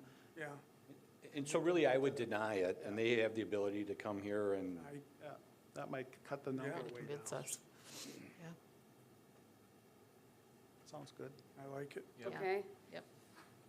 What about the big outbuildings, the metal, aluminum, and vinyl? Are we cutting that out? well, I don't think you should lump those all together. They're different. Yeah. So should it just be compatible with the principal structure? Just whatever standards But you pole want. barns never are, No. right? Yeah. But we're allowing Compatible pole, with the principal structure. but we're allowing pole buildings on certain lots in certain locations, right? That's what we were talking about. We just had to pick a number. You can of still have correct- a pole barn, it's just gonna have, you're gonna have to spend more on its exterior. I don't think you're gonna see those. Yeah. That's, Well, so here's the thing. If it's zoned agricultural, it doesn't even, it's not even in this provision. Well, we gotta talk about that. But right now, the provision applies to residential lots. So if it's zoned A1 on one of the big agricultural properties, this provision won't apply. And I don't know, Dan, if your But you, scenario with the bigger lot, RE, yeah. and that's what we, it's tough, because if you do it on settings, this, you can have a residential lot that has 20 acres, and you can have an agricultural lot that has only 3 acres. So that whole setting is very hard to manage in the code. And you could have a lot of neighbors, you know, Hawthorne Farm just went in, so like that area has a lot of neighbors, or you could have none. And have the same zoning. So maybe back to the metal, if you do the metal, maybe vinyl need to be included. Maybe they have to be 50 feet from the lot line and on certain size lots. Yeah, Yes. Is metal the only, like, okay, I got metal, aluminum, and vinyl. I don't even know what's the difference I between think the aluminum. metal is always going to, everybody's thinking is going to trigger that it's going to be a pole barn. well, That's metal is where they go. I mean, aluminum is a metal. We Well, really they- should be but she's got steel metal, and steel, aluminum. I think right. pole barns are generally steel. There's some Right. aluminum, Scott? Instead of having They're steel. metal. Structurally, they need that steel. Maybe I should even, oh, change that metal, Steel structure? Steel and aluminum, yeah, because they're all metals. yeah. Okay, steel and aluminum structures must be 50 feet. Didn't you- And only allowed on a certain size lot, or no? 5 acres or more? Yeah, I think there should be a certain size lot, and 5 acres That's or what I more? say, 4 or 5 acres. You need to is the think start about point. 4. I know it's a big difference, It's but a I'm just big saying. lot. But yeah, those are huge lots. Well, are we changing the size up above? Size exception can only be granted by plan commission on lots greater than 4 acres. If we leave it at 4, you might want to leave the other provision at 4 for some consistency. If you change it to 3, then you might want to leave it at 5, or you could leave it at 5 more. I think justifiably. exception should still be allowed on 3 acres. 3, So 3 Okay. and 5? well, then you could just not Yeah, you relate could go that. 3 and 5, 3 and 5? 3 and 5. And then, yeah. I think that it could still say something like plan commission may approve, like you don't have to approve this deal. Agree. I think that's, should be in there. Okay, so going back, we're still okay with the number of structures, the use of the structures, the 600 square feet, the 720 square feet. Are you okay with that, Scott? Yes. 720? Yeah, with the qualitative Yep. component in it, yep.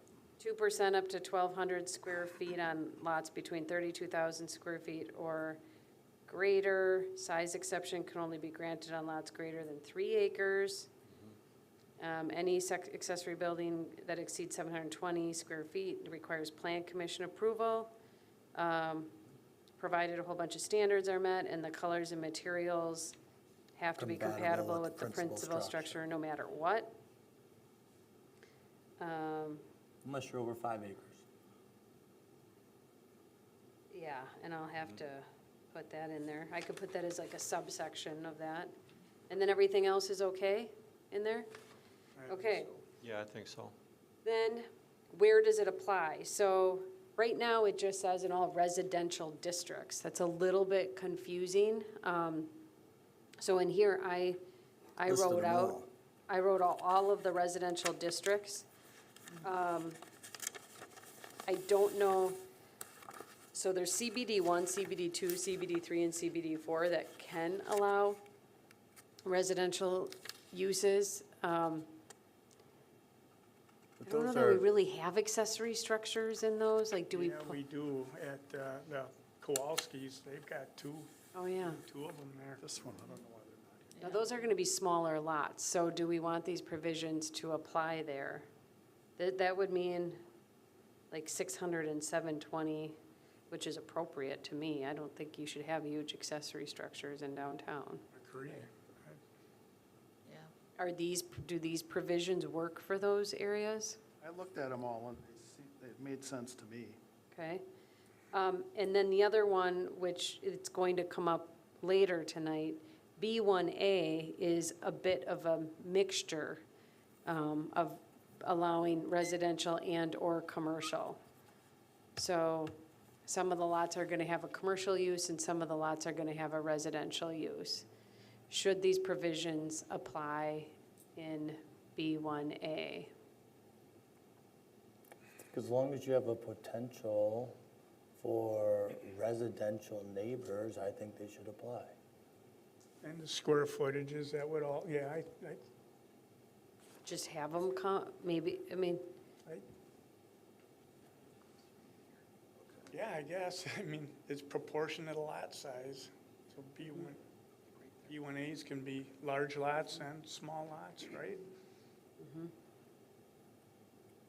that's true. It's lot So this size driven. still, right, Yeah. this still provides controls based on the size of the lot. I think it makes sense when I look at the map that it would be this should be applicable and a fair way of adjudicating it. The Okay. B1As, yeah. and then that's the only one I have in there, the only B business district listed. But the Okay. But the B1A, to have a building, it's still an accessory building. So it's going Yes. to be accessory to a commercial building, or it's going to be accessory Right. to a residential building. Yes, It's not going to be a commercial building. It's going to be an accessory. An accessory. right. If But it's a you want commercial Commercial building, building, that's a whole nother path. yeah, Correct. then it can be considered a principal building, right? No. If it's a commercial building in B1A, No, that's fine. What we're talking about is not a principal building. right. Okay. Okay, good. So then, I do not have this scheduled for a public hearing, just for discussion, so I can prepare a document that you can schedule a public hearing next month. Oh, forgot to mention, And the other tweak if you thing, need to. and tweak one last time, hopefully. The other thing, so staff would like to add in the ordinance that the city attorney is required to appear at all Board of Appeals meetings.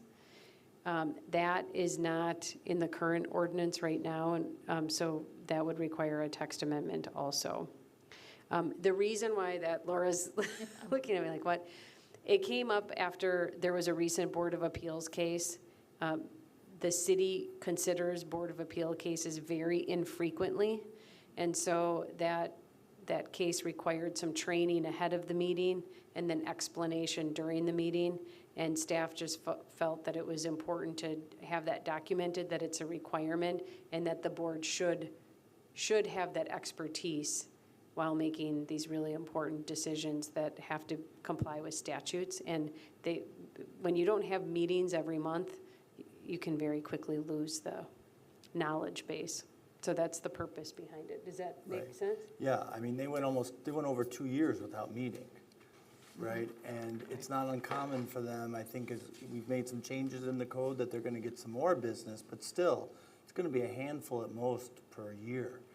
And they just don't have a lot of experience. You know how long it can take some planning commissioners to get, and that's going through a regular process every month. I think having that city attorney there gives them the ability to make decisions because they have an expert who, they make the decision, but they have the attorney to say, are we allowed to do that? Are we not allowed to do this? Right, and it was quite helpful during the meeting I attended, which was the last one.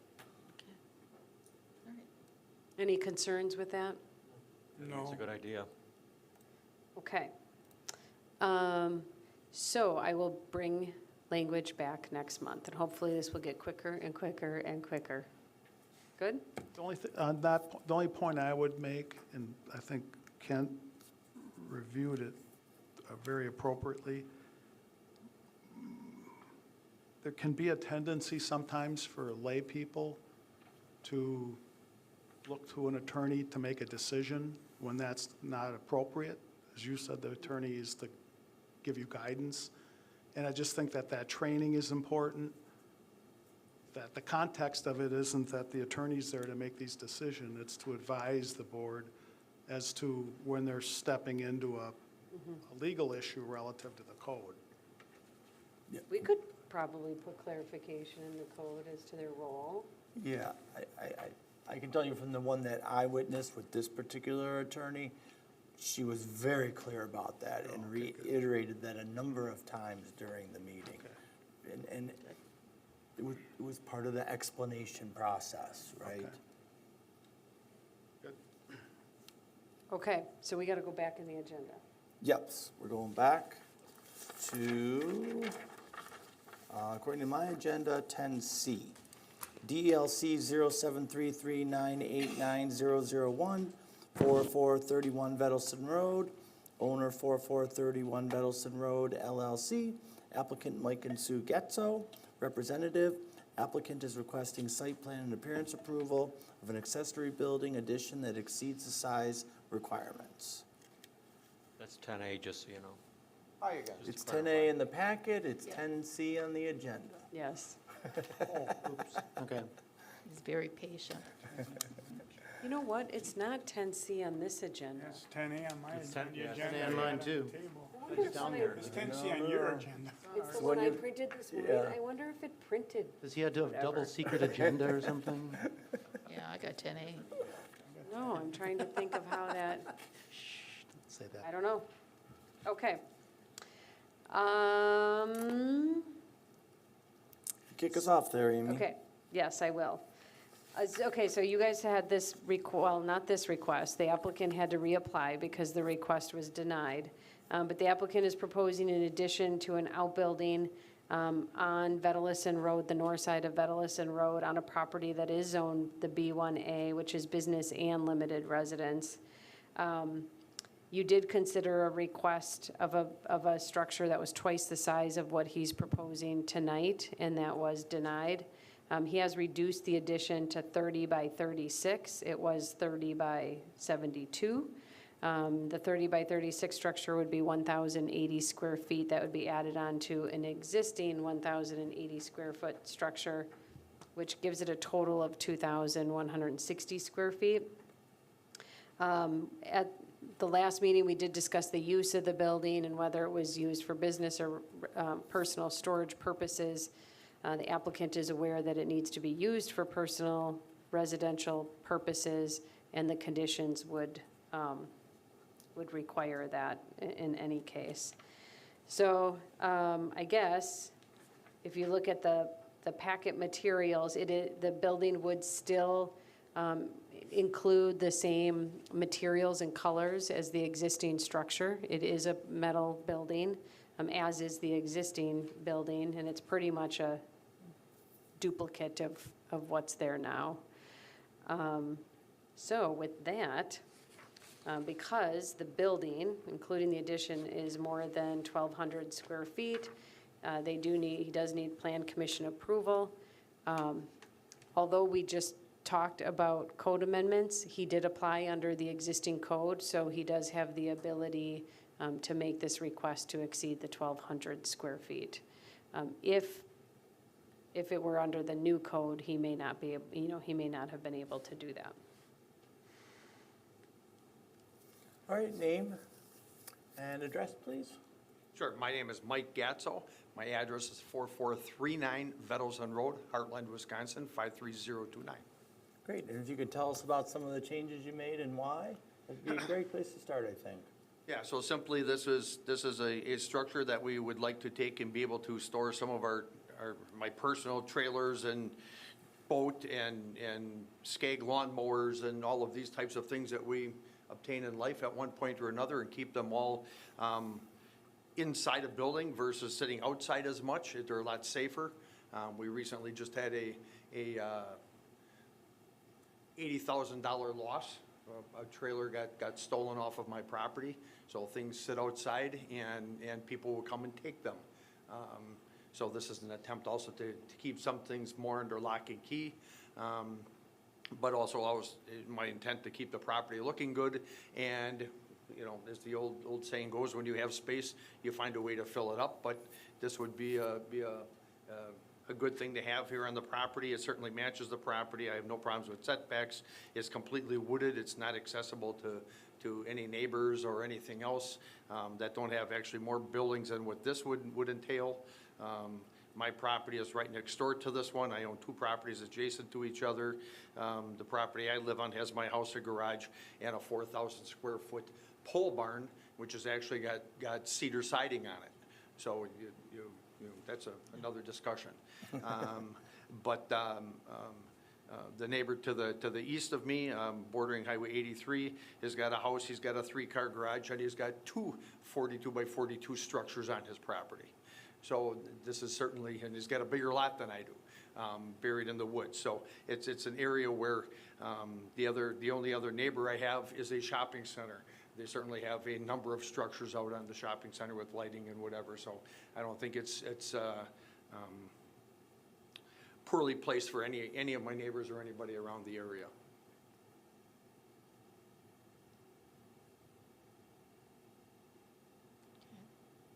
My only comment is just to reiterate that these conditions will all be part of a deed restriction, Amy? The condition, the recommendation? Yes. Yes, we could, typically what we do, and it's as a recommendation, that the deed restriction with all of the conditions be recorded with Waukesha County Register of Deeds. But they'd have to be in the motion, correct? Yes. Do you guys want me to read through the conditions? I'm going to. Yes. Okay, so the recommended conditions, if you choose to approve it, would be that the existing accessory building, including the proposed addition located north of the residence, shall not be used for human habitation or for commercial purposes. The building shall not be used as an event facility. The building shall be used for personal purposes only. If a business is proposed within the building or anywhere in the property, all necessary approvals and permits shall be issued prior to said business operation taking place. In order to comply with this condition and to comply with the city's ordinance, all business-related equipment and storage that is not personal to the property owner or tenant of the residential structure shall be removed from the property prior to the issuance of a building permit for the addition. The accessory building shall not be rented out for any purpose. The further land divisions are permitted on the property without plan commission giving consideration to the land uses and structure sizes. And a full to scale site survey by a professional surveyor with existing and proposed building locations and a scaled building plan shall be provided to the building inspector prior to the building permit. And the building shall comply with all dimensional requirements of the B1A zoning district, and the deed restrictions shall be recorded.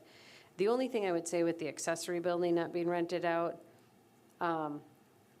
this is a tenant property, so if you want, you could probably say other than for the tenant of the residence. It would seem reasonable that if the tenant of the house wanted to use that outbuilding, that they could, is my point. Yeah, and I'm not gonna kid you, the tenant is going to rent this building for some of his own storage. So it's not gonna get rented out to anybody else, but the tenant that lives there is going to be renting some of this building. I think you could say other than, shall not be rented out to anyone other than the occupant of the residential structure. Primary residence.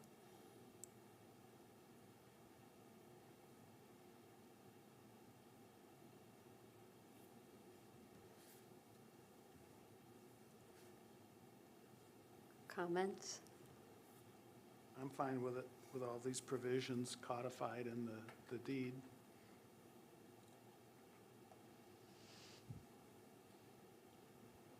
One heck of a long motion. You could say in accordance with the recommendation in the staff report. Yeah, I would make a motion to approve, including the 5 items listed here in the recommendation by staff. Also to include that the, other than the occupant on the residential structure can use the accessory building.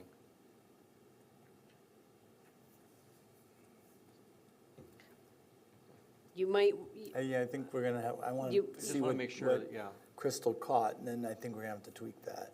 yeah, because the owner may use it as well. So the owner, or it shall not be rented out for any other, shall not be rented to anyone other than the occupant of the residence, rented. Rented, okay. But it could be occupied by the owner too. But, yeah, I'd say that's a given, right? Yeah. Okay, what you got? Okay, do you want to clearly do that last part again, though, of what you want for the occupancy? So it's The number resident. 2. It's number 2 that's being, do you have the staff report ones in there? Yeah, I have the 5. Okay. Yep. Yeah, Because it could be, number 2 needs to be tweaked. right. Should not be rented out for any other purpose other than the occupant or tenant residing Of the primary on the structure. property, in the property structure. Primary structure. Primary structure, sorry.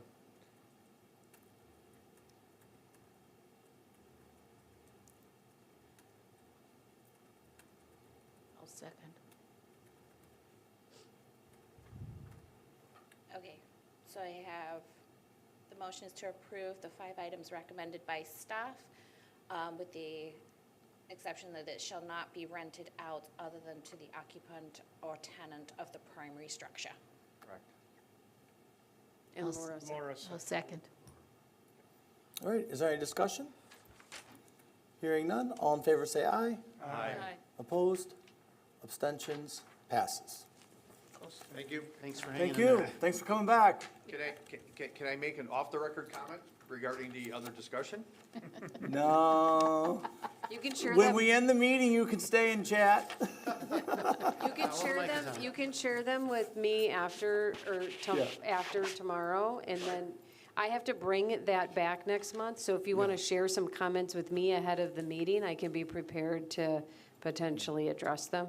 Okay. Or So come give to me the a call. meeting and speak during citizens' Yeah. There's lots of opportunity. Yeah, I right? just want you to know, that I got a couple of thoughts on that whole thing. with Yeah. Some of your wording and some of the issues that you might be digging yourself a hole on.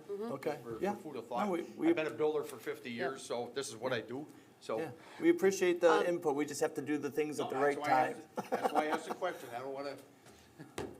So you need a survey. That should be your next step, is to go get a survey of the building. Yeah. And building plans. And Okay. building plans that Yeah. meets, over to him. okay. Yeah, thank you. Thank you. Okay, we are on to, according to my agenda, yet another 11. Report of city officials. Correspondence, I'll refer you to anything that's in the placket. B, planner, any report? No. C, building inspector, you got something. Nothing. Next month, I'll be better prepared. All right, number 12, planning commission meeting dates and deadlines. Regular meeting, the next regular meeting is December 20th, 2023. Number 2, regular meeting submittal deadline is November 22nd, 2023. Seeing no further business, we are now adjourned at 9:21. Thank you, everyone.